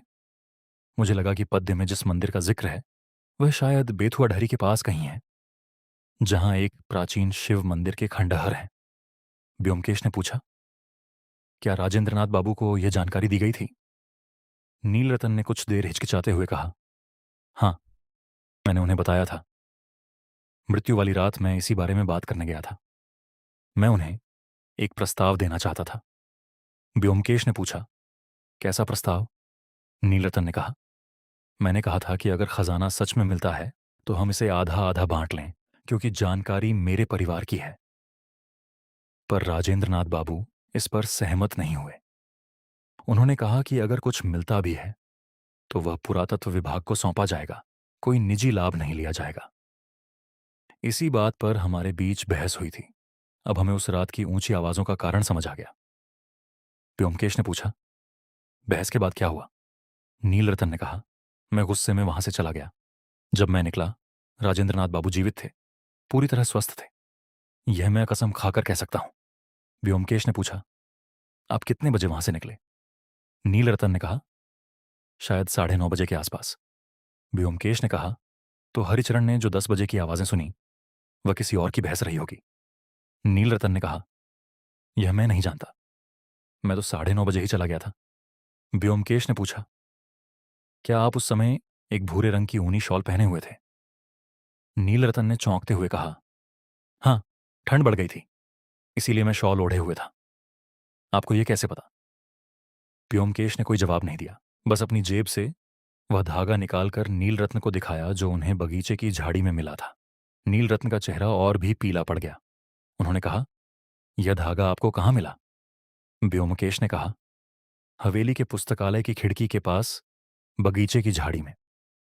ये बताइए नीलरतन बाबू, क्या आप उस खिड़की के पास से गए थे? मुख्य द्वार से नहीं। नीलरत्न कुछ देर चुप रहे, फिर धीरे से बोले, हाँ, मैं मुख्य द्वार से नहीं गया था। बात यह है कि मैं रात को उस समय हवेली जाना नहीं चाहता था कि कोई मुझे देख ले। इसलिए मैं पीछे के रास्ते से बगीचे में होकर पुस्तकालय की खिड़की तक गया। राजेंद्रनाथ बाबू ने ही मुझे उस रास्ते से बुलाया था, ताकि घर के बाकी लोगों को पता न चले कि हम खजाने के बारे में बात कर रहे हैं। व्योमकेश ने पूछा, आप वापस भी उसी रास्ते से गए? नीलरतन ने सिर हिलाया, हाँ। व्योमकेश कुछ देर चुप रहे, गहरी सोच में डूबे हुए। फिर उन्होंने कहा, नीलरतन बाबू, आपकी कहानी में एक बड़ी समस्या है। अगर आप 9:30 बजे चले गए तो 10 बजे की बहस किसने की? इसका मतलब है कि आपके जाने के बाद कोई और भी उस खिड़की से भीतर आया था। यह सुनकर नीलरतन के चेहरे पर राहत का भाव आया, जैसे उन्हें लगा हो कि अब शक उनसे हट गया है। व्योमकेश ने कहा, हमें अभी यह पता लगाना है कि वह दूसरा व्यक्ति कौन था। नीलरतन बाबू, क्या आपने बगीचे में या हवेली के आसपास किसी और को देखा था, जाते या आते समय?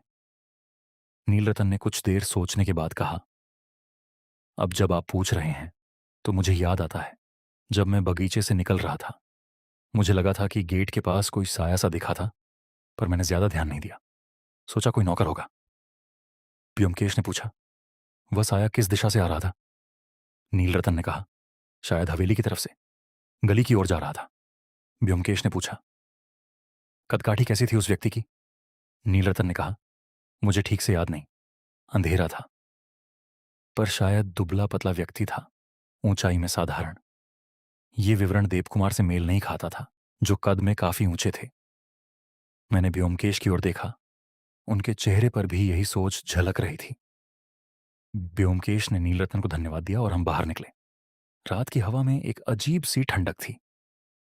व्योमकेश ने कहा, अजित, अब मामला और उलझ गया है, या यूं कहें कि सुलझने के करीब आ गया है। अगर वह साया किसी दुबले पतले व्यक्ति का था तो हमें फिर से सुदर्शना के बारे में सोचना होगा। मैंने कहा, पर सुदर्शना को हत्या करने का क्या मकसद हो सकता है? वे तो राजेंद्रनाथ बाबू की बहुत करीबी थीं। व्योमकेश ने कहा, मकसद हमेशा ऊपर से नहीं दिखता अजित। हमें उनके और देव कुमार के संबंधों के बारे में और गहराई से जानना होगा। हो सकता है कोई ऐसी बात हो जो हमें अभी तक नहीं पता। हम उस रात देर तक बातचीत करते रहे, पर मामला अभी भी पूरी तरह स्पष्ट नहीं हो पाया था। व्योमकेश ने कहा कि अगले दिन हमें सुदर्शना के अतीत के बारे में और गहराई से जांच करनी होगी। विशेष रूप से यह पता लगाना होगा कि क्या उनका राजेंद्रनाथ बाबू की वसीयत में कोई हिस्सा था, और क्या उनका देवकुमार के साथ कोई गुप्त समझौता था जो हमें अभी तक ज्ञात नहीं था। अगली सुबह व्योमकेश ने मुझसे कहा कि हमें एक बार फिर प्रताप बाबू से मिलना होगा, इस बार वसीयत के उन हिस्सों के बारे में पूछने के लिए जिनका जिक्र हमने पहले नहीं किया था। हम बो बाजार पहुंचे। प्रताप बाबू हमें देखकर थोड़े आश्चर्यचकित हुए। प्रताप बाबू ने कहा, व्योमकेश बाबू, आप फिर आ गए। क्या कोई नई जानकारी चाहिए? व्योमकेश ने पूछा। प्रताप बाबू, क्या राजेंद्रनाथ बाबू की वसीयत में सुदर्शना का भी कोई जिक्र है? प्रताप बाबू ने अपनी फाइलों में से वसीयत निकाली और उसे ध्यान से देखा। कुछ देर बाद उन्होंने कहा, हाँ, यहां एक धारा है। सुदर्शना के नाम एक छोटी रकम और कुछ आभूषण छोड़े गए हैं। साथ ही उनकी आगे की पढ़ाई का पूरा खर्च वहन करने की व्यवस्था भी की गई है। व्योमकेश ने पूछा, क्या यह रकम बड़ी है जो हत्या का मकसद बन सके? प्रताप बाबू ने कहा, नहीं, यह अपेक्षाकृत छोटी रकम है। इससे कोई बड़ा आर्थिक लाभ नहीं होता। व्योमकेश ने पूछा, प्रताप बाबू, एक और बात, क्या आपको पता है कि राजेंद्रनाथ बाबू ने हाल के महीनों में वसीयत में कोई बदलाव करने की बात कही थी? प्रताप बाबू के चेहरे पर एक याद का भाव आया। उन्होंने कहा, अब जब आप पूछ रहे हैं तो मुझे याद आता है, उनकी मृत्यु से लगभग एक सप्ताह पहले उन्होंने मुझे फोन किया था। वे कह रहे थे कि वे वसीयत में एक बड़ा बदलाव करना चाहते हैं। व्योमकेश ने उत्सुकता से पूछा, कैसा बदलाव? प्रताप बाबू ने कहा, उन्होंने पूरी बात फोन पर नहीं बताई, पर उन्होंने कहा था कि अगर उन्हें उस खजाने के बारे में सच्चाई पता चल गई तो वे पूरी संपत्ति किसी शोध संस्थान के नाम कर देंगे और देव कुमार को केवल एक निश्चित मासिक भत्ता मिलेगा। यह सुनकर मुझे झटका सा लगा। यह तो देवकुमार के लिए एक बहुत बड़ा मकसद बन जाता था। व्योमकेश ने पूछा, क्या यह बदलाव कानूनी रूप से लागू हुआ? प्रताप बाबू ने कहा, नहीं, वे इसके लिए मुझसे मिलने वाले थे, नए दस्तावेज तैयार करने के लिए, पर उससे पहले ही उनकी मृत्यु हो गई। व्योमकेश ने पूछा, क्या देवकुमार को इस संभावित बदलाव के बारे में पता था? प्रताप बाबू ने कहा, मुझे नहीं पता। मैंने यह जानकारी सिर्फ राजेंद्रनाथ बाबू के साथ साझा की थी, पर हो सकता है उन्होंने स्वयं देवकुमार को बताया हो। यह मुझे ज्ञात नहीं। यह जानकारी हमारे मामले को एक नई दिशा दे रही थी। अगर देवकुमार को पता चल गया था कि पूरी संपत्ति उनके हाथ से निकल सकती है, तो उनके पास हत्या का एक बहुत मजबूत मकसद था। हम प्रताप बाबू को धन्यवाद देकर बाहर निकले। व्योमकेश कुछ देर चुप रहे, फिर बोले, अजित, अब हमें यह पता लगाना होगा कि राजेंद्रनाथ बाबू ने यह बात देवकुमार को बताई थी या नहीं। हम उसी दिन दोपहर को फिर से सेनगुप्त बाड़ी पहुंचे। इस बार व्योमकेश ने हरिचरण से अलग से बात करने की योजना बनाई थी, क्योंकि पुराने नौकर अक्सर घर की छोटी छोटी बातों के गवाह होते हैं जिनका महत्व वे स्वयं नहीं समझ पाते। हरिचरण रसोई के पास मिला। व्योमकेश ने उसे शांति से बुलाया और अलग कोने में ले गए। व्योमकेश ने पूछा, हरिचरण, क्या तुमने राजेंद्रनाथ बाबू को हाल के दिनों में देवकुमार बाबू से किसी गंभीर बात पर चर्चा करते सुना? हरिचरण ने कुछ देर सोचने के बाद कहा, हाँ बाबू, याद आता है। मृत्यु से 4-5 दिन पहले एक शाम राजेंद्रनाथ बाबू ने देवकुमार बाबू को अपने कमरे में बुलाया था। मैं चाय लेकर गया था। तब मैंने सुना कि राजेंद्रनाथ बाबू कह रहे थे कि वे वसीयत बदलने वाले हैं और अगर देव कुमार बाबू ने अपना व्यवहार नहीं सुधारा तो उन्हें कुछ नहीं मिलेगा। ये सुनकर मेरे और ब्योमकेश दोनों के चेहरे पर गंभीरता आ गई। अब यह पुष्टि हो गई थी कि देव कुमार को इस खतरे के बारे में पूरी जानकारी थी। ब्योमकेश ने पूछा, देव कुमार बाबू की प्रतिक्रिया क्या थी? हरिचरण ने कहा, वे बहुत गुस्से में बाहर निकले थे। मैंने उनके मुंह से कुछ बुदबुदाते हुए सुना था, कुछ इस तरह के शब्द कि वे यह कभी नहीं होने देंगे। व्योमकेश ने पूछा, क्या तुमने यह बात पुलिस को बताई थी जब वे जांच के लिए आए थे? हरिचरण ने डरते हुए कहा, नहीं बाबू, पुलिस वाले ज्यादा देर नहीं रुके। उन्होंने बस डॉक्टर की रिपोर्ट देखी और चले गए। किसी ने मुझसे विस्तार से कुछ नहीं पूछा। व्योमकेश ने कहा, ठीक है हरिचरण, यह जानकारी बहुत महत्वपूर्ण है। इसे तुम अभी किसी और को मत बताना।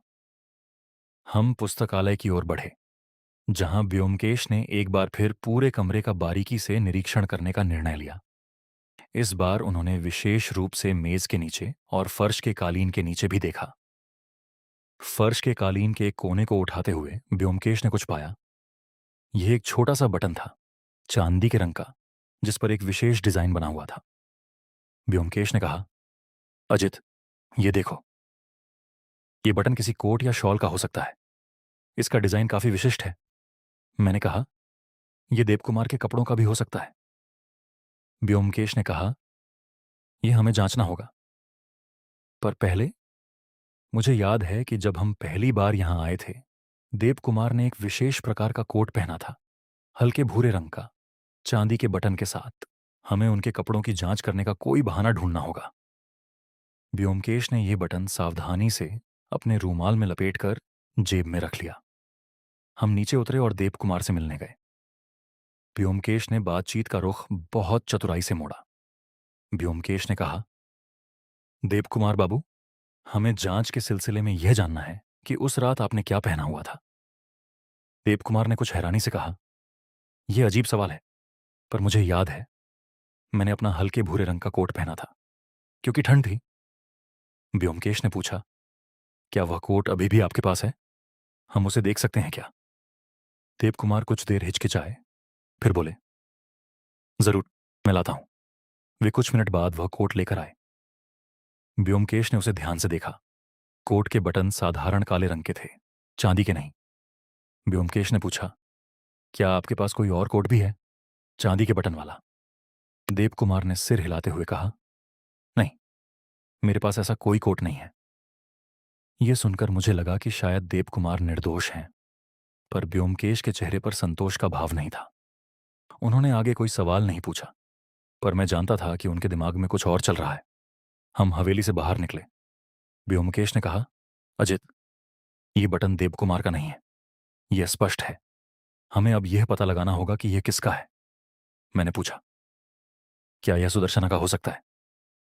व्योमकेश ने कहा, महिलाओं के कपड़ों में इस तरह के बटन कम इस्तेमाल होते हैं, पर असंभव नहीं है।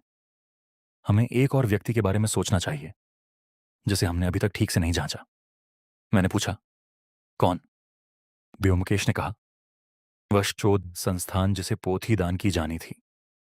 क्या तुम्हें याद है, राजेंद्रनाथ बाबू के इस निर्णय से कई लोग प्रभावित हो सकते थे, न केवल परिवार के भीतर बल्कि बाहर भी। हमें इस संस्थान के बारे में और जानकारी इकट्ठा करनी चाहिए। यह एक नया मोड़ था, जिसके बारे में हमने अभी तक विचार नहीं किया था।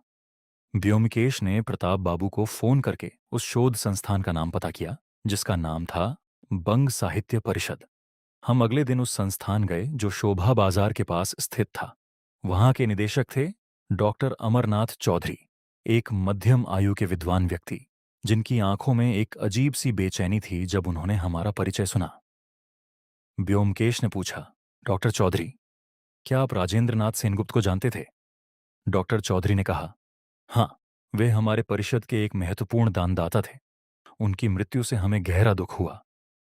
व्योमकेश ने पूछा, क्या आप जानते थे कि वे अपने पोथी संग्रह का एक हिस्सा आपके संस्थान को दान करने वाले थे? डॉक्टर चौधरी ने कहा, हाँ, यह हमारे और उनके बीच पिछले कुछ महीनों से बातचीत का विषय था। हम बहुत उत्साहित थे क्योंकि उनका संग्रह अत्यंत मूल्यवान है। व्योमकेश ने पूछा, क्या आप उस वैष्णव पदावली की पोथी के बारे में जानते थे, जिसके हाशिए में कोई विशेष टिप्पणी थी? डॉक्टर चौधरी के चेहरे पर एक क्षण के लिए हिचकिचाहट दिखी। फिर उन्होंने कहा, हाँ, राजेंद्र नाथ बाबू ने मुझे इसके बारे में बताया था। वे बहुत उत्साहित थे इसकी ऐतिहासिक संभावनाओं को लेकर। व्योमकेश ने पूछा, क्या उन्होंने आपको उस संभावित छुपे खजाने के बारे में भी बताया था? डॉक्टर चौधरी ने कुछ देर चुप रहने के बाद कहा, हाँ, उन्होंने बताया था। हमने इस पर चर्चा भी की थी कि अगर कुछ मिलता है तो उसे किस प्रकार शोध और संरक्षण के लिए इस्तेमाल किया जाए। व्योमकेश ने पूछा, आप उनसे आखिरी बार कब मिले थे? डॉक्टर चौधरी ने कहा, उनकी मृत्यु से लगभग 10 दिन पहले, जब वे संस्थान आए थे दान से जुड़े कुछ कागजात पर हस्ताक्षर करने। व्योमकेश ने पूछा, क्या आप उनकी मृत्यु वाली रात कहाँ थे? डॉक्टर चौधरी ने थोड़ा असहज होते हुए कहा, मैं उस रात एक पारिवारिक कार्यक्रम में था। मेरे भतीजे की सगाई थी। इसमें बहुत से लोग गवाह हैं। व्योमकेश ने आगे कुछ सवाल पूछे, पर डॉक्टर चौधरी की कहानी में कोई विसंगति नहीं मिली। उनका अलीबी ठोस लग रहा था। हम संस्थान से बाहर निकले। व्योमकेश ने कहा, अजित, डॉक्टर चौधरी शायद सीधे तौर पर शामिल नहीं है, पर मुझे लगता है कि इस मामले में अभी भी कुछ छुपा हुआ है जो हमें नहीं दिख रहा। हम उस दिन शाम को अपने घर लौट आए। व्योमकेश देर तक अपने कमरे में बैठे उस पद्य को पढ़ते रहे जो प्रोफेसर गुहा ने उन्हें लिख कर दिया था। मैंने देखा कि वे बार बार उसे पढ़ रहे थे, जैसे उसमें कोई और छुपा हुआ अर्थ ढूंढ रहे हों। अंततः व्योमकेश ने कहा, अजित, मुझे लगता है कि हमें इस पूरे मामले को एक अलग नजरिए से देखना होगा। अभी तक हम यह मानकर चल रहे थे कि हत्या का मकसद संपत्ति या खजाना है, पर क्या हो अगर हत्या का मकसद इससे कहीं ज्यादा व्यक्तिगत हो? मैंने पूछा, तुम्हारा क्या मतलब है? व्योमकेश ने कहा, हमें सुदर्शना और देवकुमार के संबंधों की गहराई में जाना होगा। मुझे लगता है कि हम अभी तक इस मामले के सबसे महत्वपूर्ण हिस्से को छू नहीं पाए हैं। उन्होंने कहा कि अगले दिन हमें सुदर्शना से एक बार फिर, इस बार बहुत सीधे और गहराई से बात करनी होगी, ताकि उनके और देवकुमार के बीच के असली संबंध का पता चल सके, और यह भी कि क्या उस रात कोई तीसरा व्यक्ति भी हवेली में मौजूद था जिसके बारे में हमें अभी तक कोई जानकारी नहीं थी। अगली सुबह हम फिर से सेनगुप्त बाड़ी पहुंचे। इस बार व्योमकेश ने सुदर्शना से अकेले में बात करने का निवेदन किया, ताकि वे स्वतंत्र होकर बोल सकें। सुदर्शना उसी छोटे कमरे में मिली जहां हमने पहली बार उनसे बात की थी। इस बार उनके चेहरे पर पहले से कहीं अधिक बेचैनी थी। व्योमकेश ने बहुत शांति से कहना शुरू किया, सुदर्शना जी, हम जानते हैं कि आप कुछ बातें हमसे छुपा रही हैं। मैं समझता हूं कि आप किसी को बचाने की कोशिश कर रही होंगी, पर सच छुपाने से मामला और उलझता जाता है, और शायद निर्दोष लोगों पर शक भी बढ़ता जाता है। सुदर्शना की आंखों में आंसू आ गए। उन्होंने कुछ देर चुप रहने के बाद कहा, आप सही कह रहे हैं व्योमकेश बाबू, मैं डर के मारे कुछ नहीं बता पा रही थी। व्योमकेश ने कोमलता से पूछा, आप किससे डरी हुई हैं? सुदर्शना ने कहा, मेरे गांव से एक व्यक्ति है, आशुतोष। हम बचपन से एक दूसरे को जानते हैं। जब मैं यहां आई तब से हमारा संपर्क बना रहा, चिट्ठियों के जरिए। व्योमकेश ने पूछा, इस मामले से आशुतोष का क्या संबंध है? सुदर्शना ने कहा, कुछ महीने पहले जब चाचा जी ने मुझे उस पद्य के बारे में बताया, मैंने बिना सोचे समझे आशुतोष को एक चिट्ठी में इसका जिक्र कर दिया। मुझे नहीं पता था कि इसका इतना बड़ा महत्व होगा। व्योमकेश की आंखों में एक नई चमक आई। उन्होंने पूछा, आशुतोष की प्रतिक्रिया क्या थी? सुदर्शना ने कहा, वह बहुत उत्तेजित हो गया। उसने मुझे बताया कि उसका परिवार खुद को उस प्राचीन मठ के महंत के शिष्य का वंशज मानता है। उसके दादा अक्सर कहानी सुनाते थे कि उनके पूर्वज को महंत ने कोई गुप्त संकेत सौंपा था, इससे पहले कि मठ लूटा जाए। आशुतोष का मानना था कि वह धरोहर असल में उसके परिवार की है, किसी और की नहीं। व्योमकेश ने पूछा, क्या आशुतोष यहां कलकत्ता आया था? सुदर्शना ने धीरे से सिर हिलाया। हाँ, वह लगभग 1 महीने पहले आया था। उसने मुझसे मिलने की जिद की। मैंने उसे चाचा जी से मिलवाया भी, ये सोचकर कि शायद वे दोनों मिलकर कुछ हल निकाल सकें। व्योमकेश ने पूछा, वह मुलाकात कैसी रही? सुदर्शना ने कहा, अच्छी नहीं रही। चाचा जी ने आशुतोष की बातों पर ज्यादा भरोसा नहीं किया। उन्होंने कहा कि सिर्फ मौखिक पारिवारिक कहानियों के आधार पर किसी को अधिकार नहीं मिल सकता, और उन्होंने साफ कह दिया कि अगर कुछ मिलता भी है तो वह शोध संस्थान को ही जाएगा। व्योमकेश ने पूछा, आशुतोष की इस पर क्या प्रतिक्रिया थी? सुदर्शना की आवाज कांपने लगी। उन्होंने कहा, वह बहुत निराश और गुस्से में था। उसने कहा कि यह अन्याय है कि उसके परिवार का हक छीना जा रहा है। पर फिर वह शांत हो गया और मैंने सोचा कि उसने बात को स्वीकार कर लिया है। व्योमकेश ने पूछा, क्या वह उस रात कलकत्ता में था जिस रात राजेंद्रनाथ बाबू की मृत्यु हुई? सुदर्शना कुछ देर चुप रही, फिर बहुत धीमी आवाज में बोली, हाँ, वह उस समय कलकत्ता में ही रुका हुआ था, एक सस्ती धर्मशाला में। पर मुझे विश्वास नहीं होता कि वह कुछ ऐसा कर सकता है। व्योमकेश ने पूछा, क्या वह उस रात आपसे मिला था? सुदर्शना ने कहा, नहीं, उस दिन मैंने उससे कोई बात नहीं की। पर 2 दिन बाद, चाचा जी की मृत्यु के बाद, उसने मुझे एक चिट्ठी भेजी थी जिसमें उसने लिखा था कि अब मुझे किसी बात की चिंता करने की जरूरत नहीं। वह जल्द ही गांव लौट जाएगा और मुझे भी सुकून से रहने देगा। मुझे यह चिट्ठी अजीब लगी थी, पर मैंने इसे ज्यादा गंभीरता से नहीं लिया, क्योंकि मुझे यकीन नहीं था कि इसका कोई संबंध हो सकता है। व्योमकेश ने पूछा, क्या वह चिट्ठी अभी आपके पास है? सुदर्शना अपने कमरे में गईं और कुछ देर बाद वह चिट्ठी लेकर आईं। व्योमकेश ने उसे ध्यान से पढ़ा। लिखावट साफ थी और शब्दों में एक अजीब सी राहत की भावना झलक रही थी, जो सामान्य परिस्थिति में अस्वाभाविक लगती। व्योमकेश ने पूछा, आशुतोष कहाँ रहता है? उसका पूरा पता आपके पास है? सुदर्शना ने कहा, वह कृष्णनगर के पास एक छोटे गांव में रहता है, पर उसने मुझे बताया था कि वह कलकत्ता में अपने एक दूर के रिश्तेदार के यहां रुका था, हैदराम बाबू, जो बाग बाजार में रहते हैं। व्योमकेश ने कहा, धन्यवाद सुदर्शना जी, आपने सही किया कि आपने अब सच बता दिया। इससे मामले को सुलझाने में बहुत मदद मिलेगी। सुदर्शना ने रोते हुए कहा, व्योमकेश बाबू, मुझे विश्वास है कि आशुतोष कोई हत्या नहीं कर सकता। वो गुस्सैल है, पर उसका दिल बुरा नहीं है। व्योमकेश ने कोई वादा नहीं किया, बस इतना कहा कि सच्चाई जो भी हो उसे सामने आना जरूरी है। हम हवेली से बाहर निकले। व्योमकेश के चेहरे पर एक गंभीर एकाग्रता थी। उन्होंने कहा, अजित, अब हमारे पास एक नया नाम है, आशुतोष। हमें बाग बाजार जाकर हैदराम बाबू से मिलना होगा। हम उसी दिन दोपहर को बाग बाजार पहुंचे। हैदराम बाबू का घर एक पुरानी गली में था। वे एक साधारण मिलनसार व्यक्ति निकले, जिन्होंने हमें बिना किसी हिचकिचाहट के अंदर बुलाया। व्योमकेश ने पूछा, हैदराम बाबू, क्या आपके यहां कुछ समय पहले आशुतोष नाम का एक युवक ठहरा था? हैदराम बाबू ने कहा, हाँ, वह मेरी दूर की बहन का लड़का है। वह लगभग 3 हफ्ते यहां रुका था, किसी काम से कलकत्ता आया था।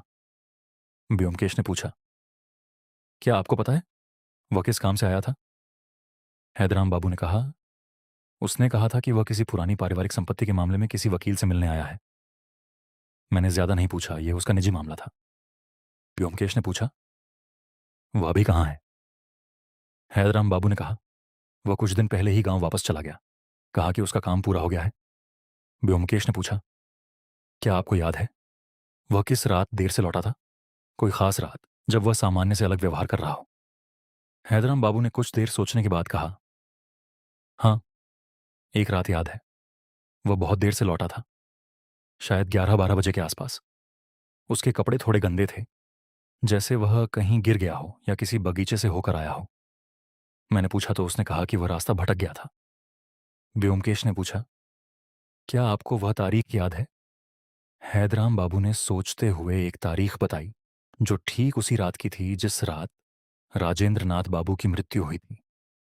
व्योमकेश ने पूछा, क्या उस रात के बाद आशुतोष के व्यवहार में कोई बदलाव आया? हैदराम बाबू ने कहा, हाँ, अब जब आप पूछ रहे हैं तो वह कुछ दिनों तक बहुत चुप और परेशान सा रहा। फिर धीरे धीरे सामान्य हो गया और कुछ दिनों बाद गांव लौट गया। व्योमकेश ने पूछा, क्या उसके पास कोई विशेष कोट था जिसमें चांदी के बटन लगे हों? हैदराम बाबू ने कहा, हाँ, उसके पास एक पुराना कोट था जो शायद उसके पिता का था, गहरे रंग का, चांदी जैसे बटन के साथ। वह इसे बहुत संभाल कर रखता था, कहता था कि यह पारिवारिक निशानी है। ब्योमकेश ने पूछा, क्या वह कोट अभी भी उसके पास है या उसने यहां कुछ छोड़ा है? हैदराम बाबू ने कहा, उसका ज्यादातर सामान वह अपने साथ ले गया, पर हाँ, एक पुराना बैग यहीं छूट गया है।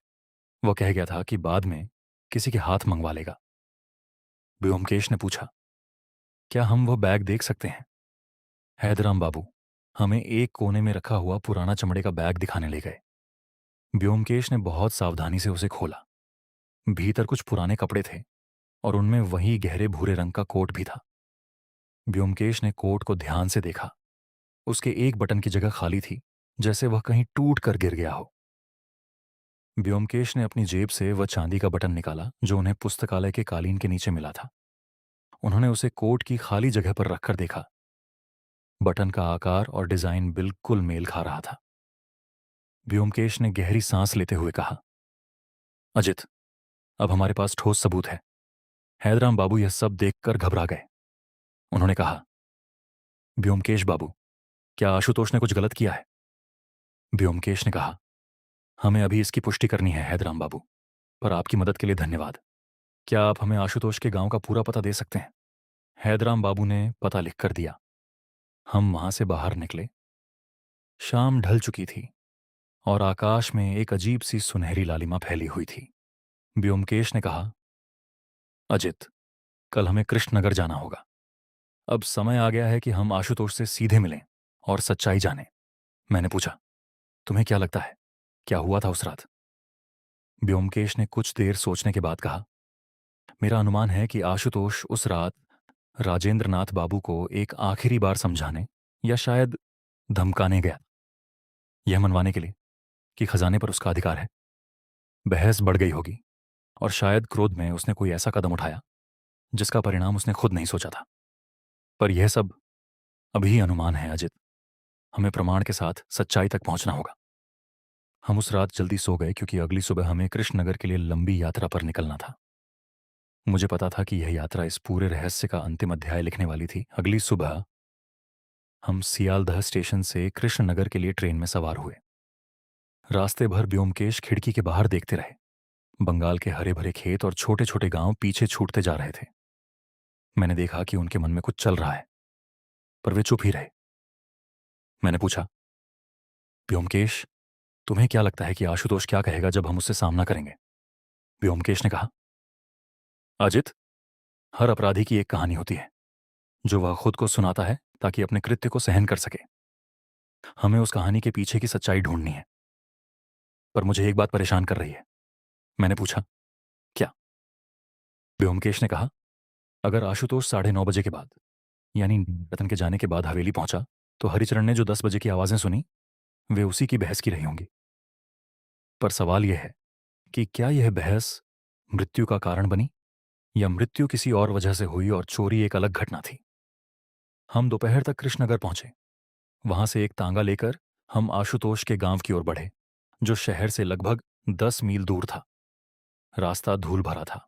दोनों ओर धान के खेत फैले हुए थे और दूर कहीं एक पुराने मंदिर का शिखर दिखाई दे रहा था। गांव पहुंचने पर हमने आशुतोष के घर का पता पूछा। एक छोटा सा मिट्टी का घर, जिसके सामने एक बूढ़ी औरत बैठी चावल साफ कर रही थी। यह आशुतोष की दादी निकली। ब्योमकेश ने विनम्रता से पूछा, माँ जी, आशुतोष घर पर है क्या? बूढ़ी औरत ने हमें ध्यान से देखा, फिर बोली, वह पीछे खेत की ओर गया है, अभी आता होगा। आप लोग कौन हैं? ब्योमकेश ने कहा कि वे कलकत्ता से आए हैं और आशुतोष से कुछ जरूरी बात करनी है। बूढ़ी औरत ने कोई सवाल नहीं किया, बस हमें बैठने का इशारा किया। कुछ देर बाद एक दुबला पतला युवक खेत की पगडंडी से आता दिखाई दिया। उसकी उम्र लगभग 25 वर्ष रही होगी। चेहरे पर धूप की झुलसन और आंखों में एक गहरी थकान थी। जैसे ही उसने हमें देखा, उसके कदम थोड़े धीमे पड़ गए।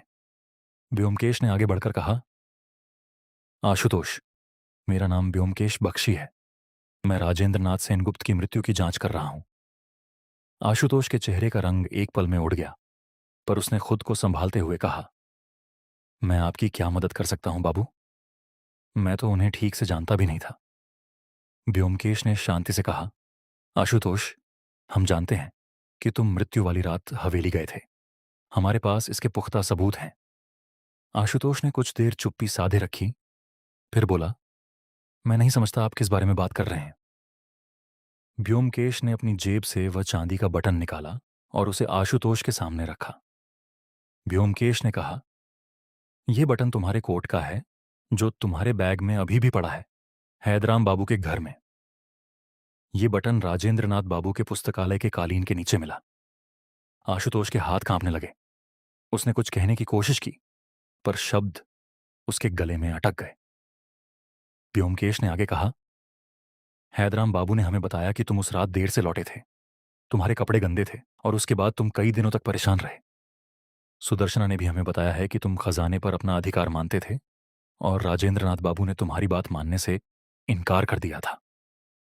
आशुतोष अब पूरी तरह टूट चुका था, पर फिर भी उसने अंतिम प्रयास किया। आशुतोष ने कांपती आवाज में कहा, मैं वहां गया था, यह सच है, पर मैंने कुछ नहीं किया। मैं सिर्फ बात करने गया था। व्योमकेश ने कहा, आशुतोष, अगर तुम सच में निर्दोष हो तो तुम्हें पूरी सच्चाई बतानी चाहिए। अगर तुमने कुछ भी छुपाया तो शक हमेशा तुम पर बना रहेगा और शायद तुम्हें किसी ऐसे अपराध के लिए दोषी माना जाए जो तुमने किया ही नहीं। यह सुनकर आशुतोष की आंखों में आंसू आ गए। वह कुछ देर जमीन की ओर देखता रहा, फिर धीरे धीरे बोलना शुरू किया। आशुतोष ने कहा, हाँ, मैं उस रात हवेली गया था। मैंने सोचा था कि अगर मैं एक बार फिर राजेंद्रनाथ बाबू से बात करूं तो शायद वे मान जाएं। मैं बगीचे के रास्ते से गया क्योंकि मुझे डर था कि नौकर मुझे मुख्य द्वार से अंदर नहीं जाने देंगे। व्योमकेश ने पूछा, फिर क्या हुआ? आशुतोष ने कहा, मैंने खिड़की से देखा, राजेंद्रनाथ बाबू अकेले पुस्तकालय में बैठे थे। मैंने हौले से खिड़की खटखटाई। पहले तो वे चौंके, पर फिर मुझे पहचान कर उन्होंने मुझे अंदर आने दिया। व्योमकेश ने पूछा, तुम्हारी बातचीत कैसे शुरू हुई?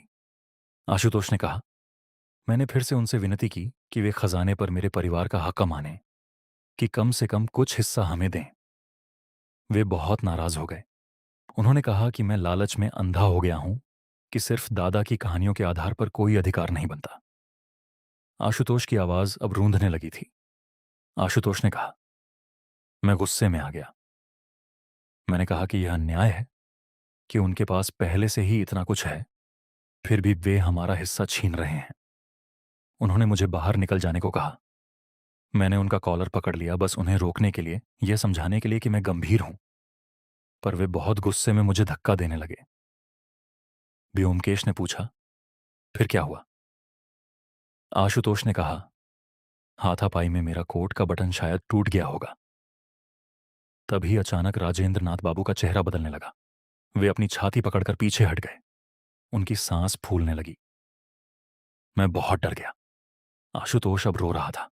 आशुतोष ने कहा, मैंने सोचा कि वे सिर्फ थके हुए हैं, गुस्से में हैं। मैं इतना डर गया था कि मैं तुरंत वहां से भाग गया, उसी रास्ते से जहां से आया था। मैंने पीछे मुड़कर भी नहीं देखा। मुझे नहीं पता था कि वे इतने गंभीर रूप से बीमार हो जाएंगे। व्योमकेश ने बहुत गंभीर आवाज में पूछा, तुमने उन्हें उस हालत में छोड़ दिया, बिना किसी की मदद बुलाए? आशुतोष ने सिसकते हुए कहा, हाँ, मुझे बहुत शर्म आती है इस बात पर बाबू।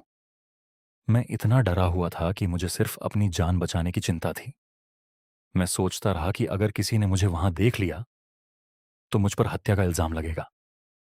मैं नहीं जानता था कि वे मर जाएंगे। मुझे लगा था कि वे संभल जाएंगे, कि यह बस गुस्से का एक दौरा है। व्योमकेश कुछ देर चुप रहे, गहरी सोच में डूबे हुए। फिर उन्होंने पूछा, क्या तुमने पोथी को हाथ लगाया? आशुतोष ने चौंकते हुए कहा, कौन सी पोथी? मुझे इसके बारे में कुछ नहीं पता। मैं तो सिर्फ बात करने गया था। वहां से भागते समय मैंने कुछ नहीं उठाया। व्योमकेश ने ध्यान से आशुतोष के चेहरे को देखा। उसकी आंखों में डर और पछतावा तो था, पर कोई छल का भाव नहीं था।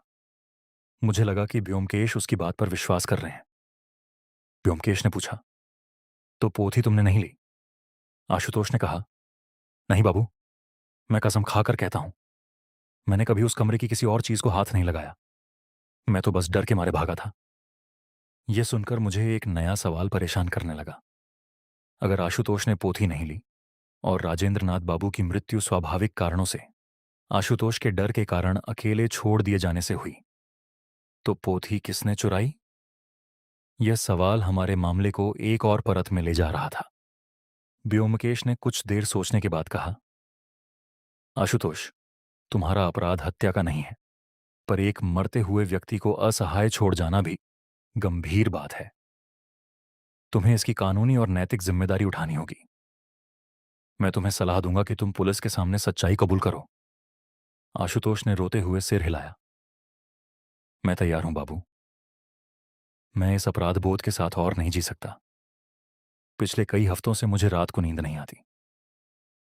हम कुछ देर और वहां रुके। आशुतोष से पूरी घटना का विस्तृत ब्यौरा लेते रहे। व्योमकेश ने उसे यह भी समझाया कि उसे कृष्णनगर थाने में जाकर स्वयं आत्मसमर्पण करना चाहिए, ताकि उसकी सच्चाई कबूल करने की बात का उचित महत्व मिल सके। हम शाम को वापस कलकत्ता के लिए ट्रेन में सवार हुए। रास्ते भर व्योमकेश खामोश रहे।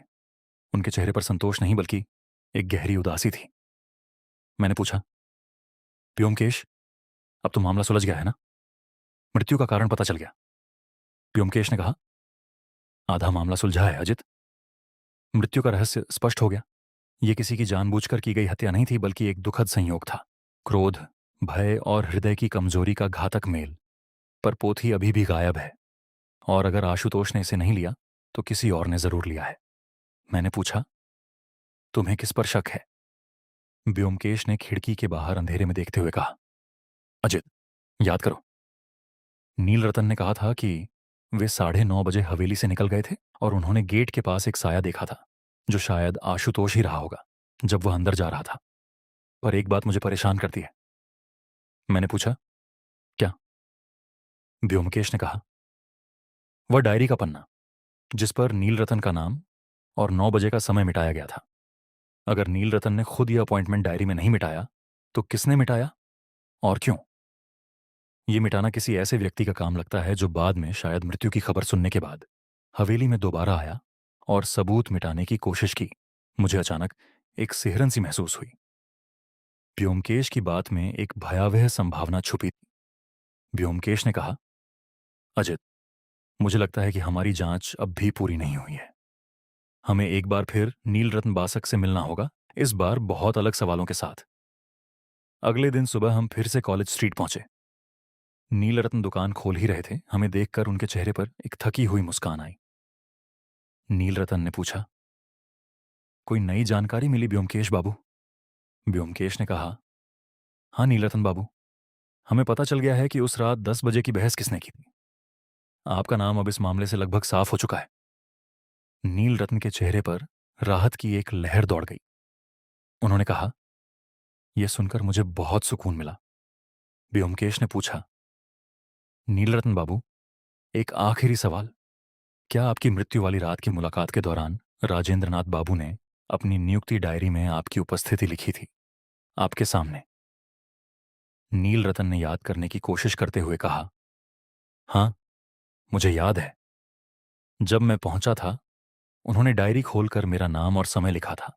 कहा था कि वे हर मुलाकात का रिकॉर्ड रखते हैं। व्योमकेश ने पूछा, क्या वह डायरी मेज पर ही खुली रह गई थी जब आप वहां से गए? नील रतन ने कहा, हाँ, शायद। मैंने ध्यान नहीं दिया, पर वे उसे बंद करते हुए नहीं दिखे थे। वे बहस में उलझ गए थे। व्योमकेश ने सिर हिलाया, जैसे किसी बात की पुष्टि हो गई हो। उन्होंने नील रत्न को धन्यवाद दिया और हम बाहर निकले। बाहर आकर व्योमकेश ने कहा, अजित, अब बात साफ होती जा रही है। अगर डायरी मेज पर खुली पड़ी थी, तो कोई भी जो उस रात बाद में कमरे में आया, उसे नील रत्न का नाम और समय दिखाई दे गया होगा, और उस व्यक्ति ने बाद में शायद किसी कारणवश उस प्रविष्टि को मिटाने की जरूरत महसूस की। मैंने पूछा, पर क्यों कोई ऐसा करेगा? व्योमकेश ने कहा, शायद इसलिए ताकि जांच अधिकारियों को यह पता न चले कि उस रात कोई और भी हवेली में आया था, ताकि सारा शक सीधे किसी और पर टिक जाए या कहीं भी ना जाए। यह एक सोची समझी हरकत लगती है, जल्दबाजी में नहीं की गई। हम उसी दिन दोपहर को फिर सेनगुप्त बाड़ी पहुंचे।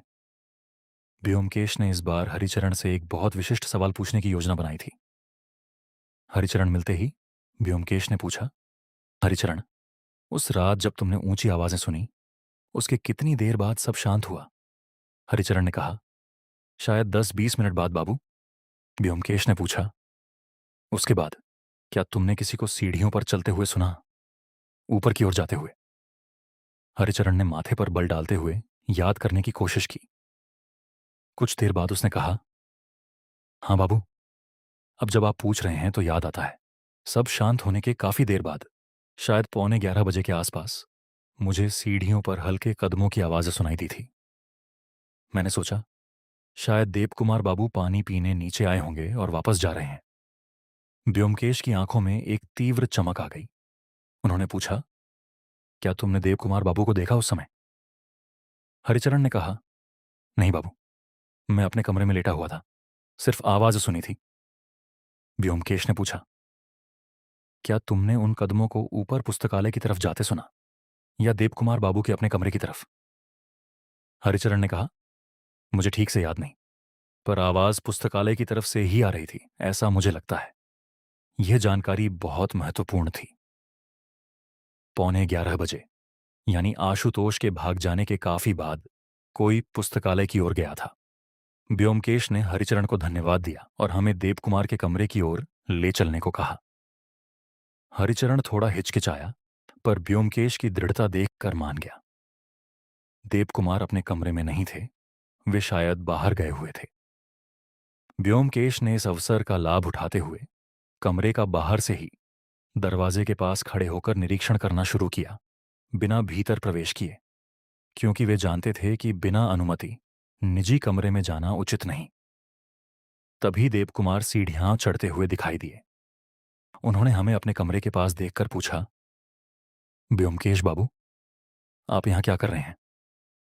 व्योमकेश ने बिना किसी झिझक के कहा, देवकुमार बाबू, हमें आपसे कुछ बहुत महत्वपूर्ण सवाल पूछने हैं, क्या हम अंदर आ सकते हैं? देवकुमार के चेहरे पर एक क्षण के लिए असहजता दिखी, पर उन्होंने दरवाजा खोल दिया। हम भीतर गए। कमरा साफ सुथरा था, पर एक कोने में एक पुरानी अलमारी रखी थी जिस पर ताला लगा हुआ था। व्योमकेश ने सीधे पूछा, देवकुमार बाबू, आपने हमें बताया था कि उस रात आप पूरी रात अपने कमरे में सोए रहे, पर हमें एक गवाह से पता चला है कि 11:15 बजे के आसपास किसी ने पुस्तकालय की ओर जाते हुए कदमों की आवाज सुनी थी। देवकुमार के चेहरे का रंग बदल गया। उन्होंने कहा, यह गलत जानकारी होगी, मैं पूरी रात यहीं था। व्योमकेश ने कहा, देवकुमार बाबू, मुझे यह भी पता है कि आपके चाचा राजेंद्र नाथ बाबू आपको वसीयत से लगभग बेदखल करने वाले थे। यह मकसद बहुत गंभीर है। देवकुमार ने गुस्से में कहा, यह बेतुका आरोप है। सिर्फ इसलिए कि मुझे नुकसान हो सकता था, इसका मतलब यह नहीं कि मैंने कुछ किया। व्योमकेश ने शांति से कहा, मैंने अभी आप पर कोई आरोप नहीं लगाया देवकुमार बाबू, मैं सिर्फ सच्चाई जानना चाहता हूं। क्या आप हमें बता सकते हैं कि इस अलमारी में क्या है जिस पर ताला लगा हुआ है? देवकुमार ने कहा, यह मेरी निजी वस्तुएं हैं, इसका इस मामले से कोई संबंध नहीं। व्योमकेश ने कहा, देवकुमार बाबू, अगर आप निर्दोष हैं तो इसे खोलने में कोई हर्ज नहीं होना चाहिए। अगर आप इनकार करते हैं तो मुझे पुलिस को बुलाना पड़ेगा और वे कानूनी अधिकार से इसे खुलवा लेंगे। यह आपके लिए ज्यादा अच्छा नहीं होगा। देवकुमार कुछ देर तक चुप खड़े रहे। उनकी सांसें तेज हो गई थीं। फिर उन्होंने कहा, ठीक है, पर आप गलत समझ रहे हैं। उन्होंने जेब से चाबी निकाली और अलमारी खोली। भीतर कुछ पुराने कपड़े और निजी सामान के बीच एक मखमल के कपड़े में लिपटी हुई वह पोथी रखी थी जिसकी हम इतने दिनों से तलाश कर रहे थे। मैं यह देखकर चौंक गया। हालांकि व्योमकेश के चेहरे पर कोई आश्चर्य नहीं था, जैसे उन्हें पहले से ही इसका अनुमान था। व्योमकेश ने शांति से कहा, देवकुमार बाबू, अब आपको पूरी सच्चाई बतानी होगी। ये पोथी यहां कैसे आई? देवकुमार का साहस अब पूरी तरह टूट चुका था। वे कमरे के एक कोने में बैठ गए। उनका सिर झुका हुआ था। कुछ देर की खामोशी के बाद बस उन्होंने बोलना शुरू किया। देव कुमार ने कहा, मैं उस रात जाग रहा था, अपने कमरे में, बहुत बेचैन था। चाचा जी ने कुछ दिन पहले मुझसे कहा था कि वे वसीयत बदलने वाले हैं और मैं इस बारे में लगातार सोच रहा था। मैंने ऊंची आवाजें सुनी ऊपर से, फिर सब शांत हो गया। मुझे लगा शायद कोई मेहमान आया था और चला गया। देव कुमार ने आगे कहा, कुछ देर बाद मैं ऊपर गया, ये देखने की चाचा जी ठीक हैं या नहीं। जब मैं पुस्तकालय में पहुंचा, मैंने देखा कि वे फर्श पर पड़े हुए हैं, बेहोश। उनकी सांसें बहुत धीमी थीं। यह सुनकर मुझे झटका लगा। मैंने पूछा, फिर तुमने क्या किया? देव कुमार की आंखों में आंसू आ गए। उन्होंने कहा, मैं बहुत डर गया। मैं जानता था कि उनकी दवाई कहाँ रखी है। वह शीशी मेज की दराज में थी। मैंने उसे निकाला, पर देव कुमार की आवाज रुक गई। व्योमकेश ने बहुत धीरे से पूछा, पर क्या देव कुमार बाबू? देव कुमार ने रोते हुए कहा। मैं वहां खड़ा उन्हें देखता रहा, शीशी हाथ में लिए हुए। मेरे मन में एक बहुत बुरा विचार आया, एक पल के लिए। मैंने सोचा, अगर मैं कुछ देर रुक जाऊं तो शायद सब कुछ मेरे लिए आसान हो जाएगा। वसीयत का बदलाव कभी नहीं होगा। मैं यह सुनकर सन्न रह गया। व्योमकेश का चेहरा गंभीर बना रहा, पर उनकी आंखों में कोई निर्णय झलक नहीं रहा था। बस वे सुन रहे थे। देव कुमार ने कहा, मैं कुछ मिनट, शायद 5-7 मिनट वहीं खड़ा रहा, कुछ नहीं किया। फिर मुझे होश आया कि मैं क्या सोच रहा हूं। मैं बहुत डर गया अपनी ही सोच से। मैंने जल्दी से शीशी खोली और उन्हें दवाई देने की कोशिश की, पर तब तक शायद बहुत देर हो चुकी थी। उनकी सांसें रुक गई थीं मेरे सामने ही। व्योमकेश ने पूछा, फिर तुमने क्या किया? देव कुमार ने कहा, मैं पूरी तरह टूट गया था। मुझे एहसास हुआ कि अगर यह बात सामने आई कि मैं वहां था और मैंने मदद करने में देरी की, तो सब मुझे ही दोषी मानेंगे, चाहे मैंने सीधे उन्हें कुछ न किया हो। मैंने देखा कि मेज पर डायरी खुली पड़ी थी, जिसमें नील रत्न का नाम और समय लिखा था। मुझे लगा कि अगर मैं यह मिटा दूं तो शायद जांच किसी और दिशा में जाएगी, मेरी तरफ नहीं आएगी। व्योमकेश ने पूछा, और पोथी? देव कुमार ने कहा, वह मेरा एक क्षणिक लालच था। मैंने सोचा, चाचा जी तो जा ही चुके हैं। अगर यह पोथी संस्थान को चली गई तो हमारे परिवार के हाथ से हमेशा के लिए निकल जाएगी। मैंने इसे उठा लिया, यह सोचकर कि बाद में, जब सब शांत हो जाएगा, मैं इसे बेचकर या रखकर अपने काम में ला सकूंगा। यह बहुत गलत था, मुझे पता है, पर उस पल मेरा दिमाग ठीक से काम नहीं कर रहा था। कमरे में एक गहरी खामोशी छा गई। मैं देव कुमार की स्वीकारोक्ति सुनकर स्तब्ध था। यह कहानी हत्या से भी ज्यादा जटिल और मानवीय कमजोरी से भरी हुई थी। व्योमकेश ने कुछ देर बाद बहुत गंभीर आवाज में कहा, देव कुमार बाबू, कानूनी रूप से तुमने अपने चाचा की हत्या नहीं की, यह सच है। पर जानबूझकर मदद में देरी करना, चाहे कुछ ही मिनटों के लिए क्यों ना हो, यह एक गंभीर नैतिक अपराध है। और सबूत मिटाना, चोरी करना, ये कानूनी अपराध हैं जिनके लिए तुम्हें जवाब देना होगा। देव कुमार ने सिर झुकाए हुए कहा, मुझे पता है व्योमकेश बाबू, मैं इस बोझ के साथ जी नहीं पा रहा था। हर रात मुझे उनका चेहरा दिखाई देता है, फर्श पर पड़ा हुआ, मेरी तरफ देखता हुआ। व्योमकेश ने कहा, अब तुम्हें पुलिस के सामने पूरी सच्चाई बतानी होगी, वैसे ही जैसे तुमने अभी हमें बताई। और यह पोथी उसके सही हकदार को, यानी बंग साहित्य परिषद को वापस मिलनी चाहिए, जैसा तुम्हारे चाचा चाहते थे। देव कुमार ने कोई प्रतिरोध नहीं किया, बस सहमति में सिर हिला दिया। हमने पुलिस को सूचना दी। देव कुमार ने अपना अपराध स्वीकार किया और आशुतोष ने भी कृष्णनगर थाने में आत्मसमर्पण कर दिया, जैसा व्योमकेश ने उसे सलाह दी थी। पोथी को सम्मान के साथ बंग साहित्य परिषद को सौंप दिया गया, जहां बाद में विशेषज्ञों की एक टीम ने उस पद्य पर शोध शुरू किया। कुछ हफ्तों बाद हम एक शाम फिर से हरिश्चंद्र लेन से गुजरे। सेनगुप्त बाड़ी अब पहले से ज्यादा सुनसान लग रही थी। हालांकि सुदर्शना अभी भी वहीं रहती थी, अपनी पढ़ाई पूरी करने में जुटी हुई। मैंने व्योमकेश से पूछा, तुम्हें क्या लगता है, आखिर में सबसे बड़ा दुख किसका है इस पूरी घटना में? व्योमकेश ने कुछ देर सोचा, फिर बोले, अजित, इस मामले में कोई खलनायक नहीं था, सिवाय लालच और भय के, जो हर इंसान के भीतर कहीं ना कहीं छुपे होते हैं। राजेंद्रनाथ बाबू एक अच्छे इंसान थे, जो अपने ही परिवार के डर और लोभ का शिकार हो गए। यही जीवन की सबसे बड़ी विडंबना है। हम कुछ देर चुपचाप चलते रहे। शाम की हल्की रोशनी में कलकत्ता की पुरानी गलियां एक अजीब सी शांति ओढ़े हुए थीं। मुझे पता था कि यह मामला मेरी स्मृति में हमेशा के लिए एक गहरी छाप छोड़ जाएगा, न सिर्फ इसकी बौद्धिक जटिलता के कारण, बल्कि इस बात के लिए भी कि इसने मुझे इंसानी मन की उन परतों को दिखाया जिन्हें हम आम तौर पर छुपाए रखते हैं।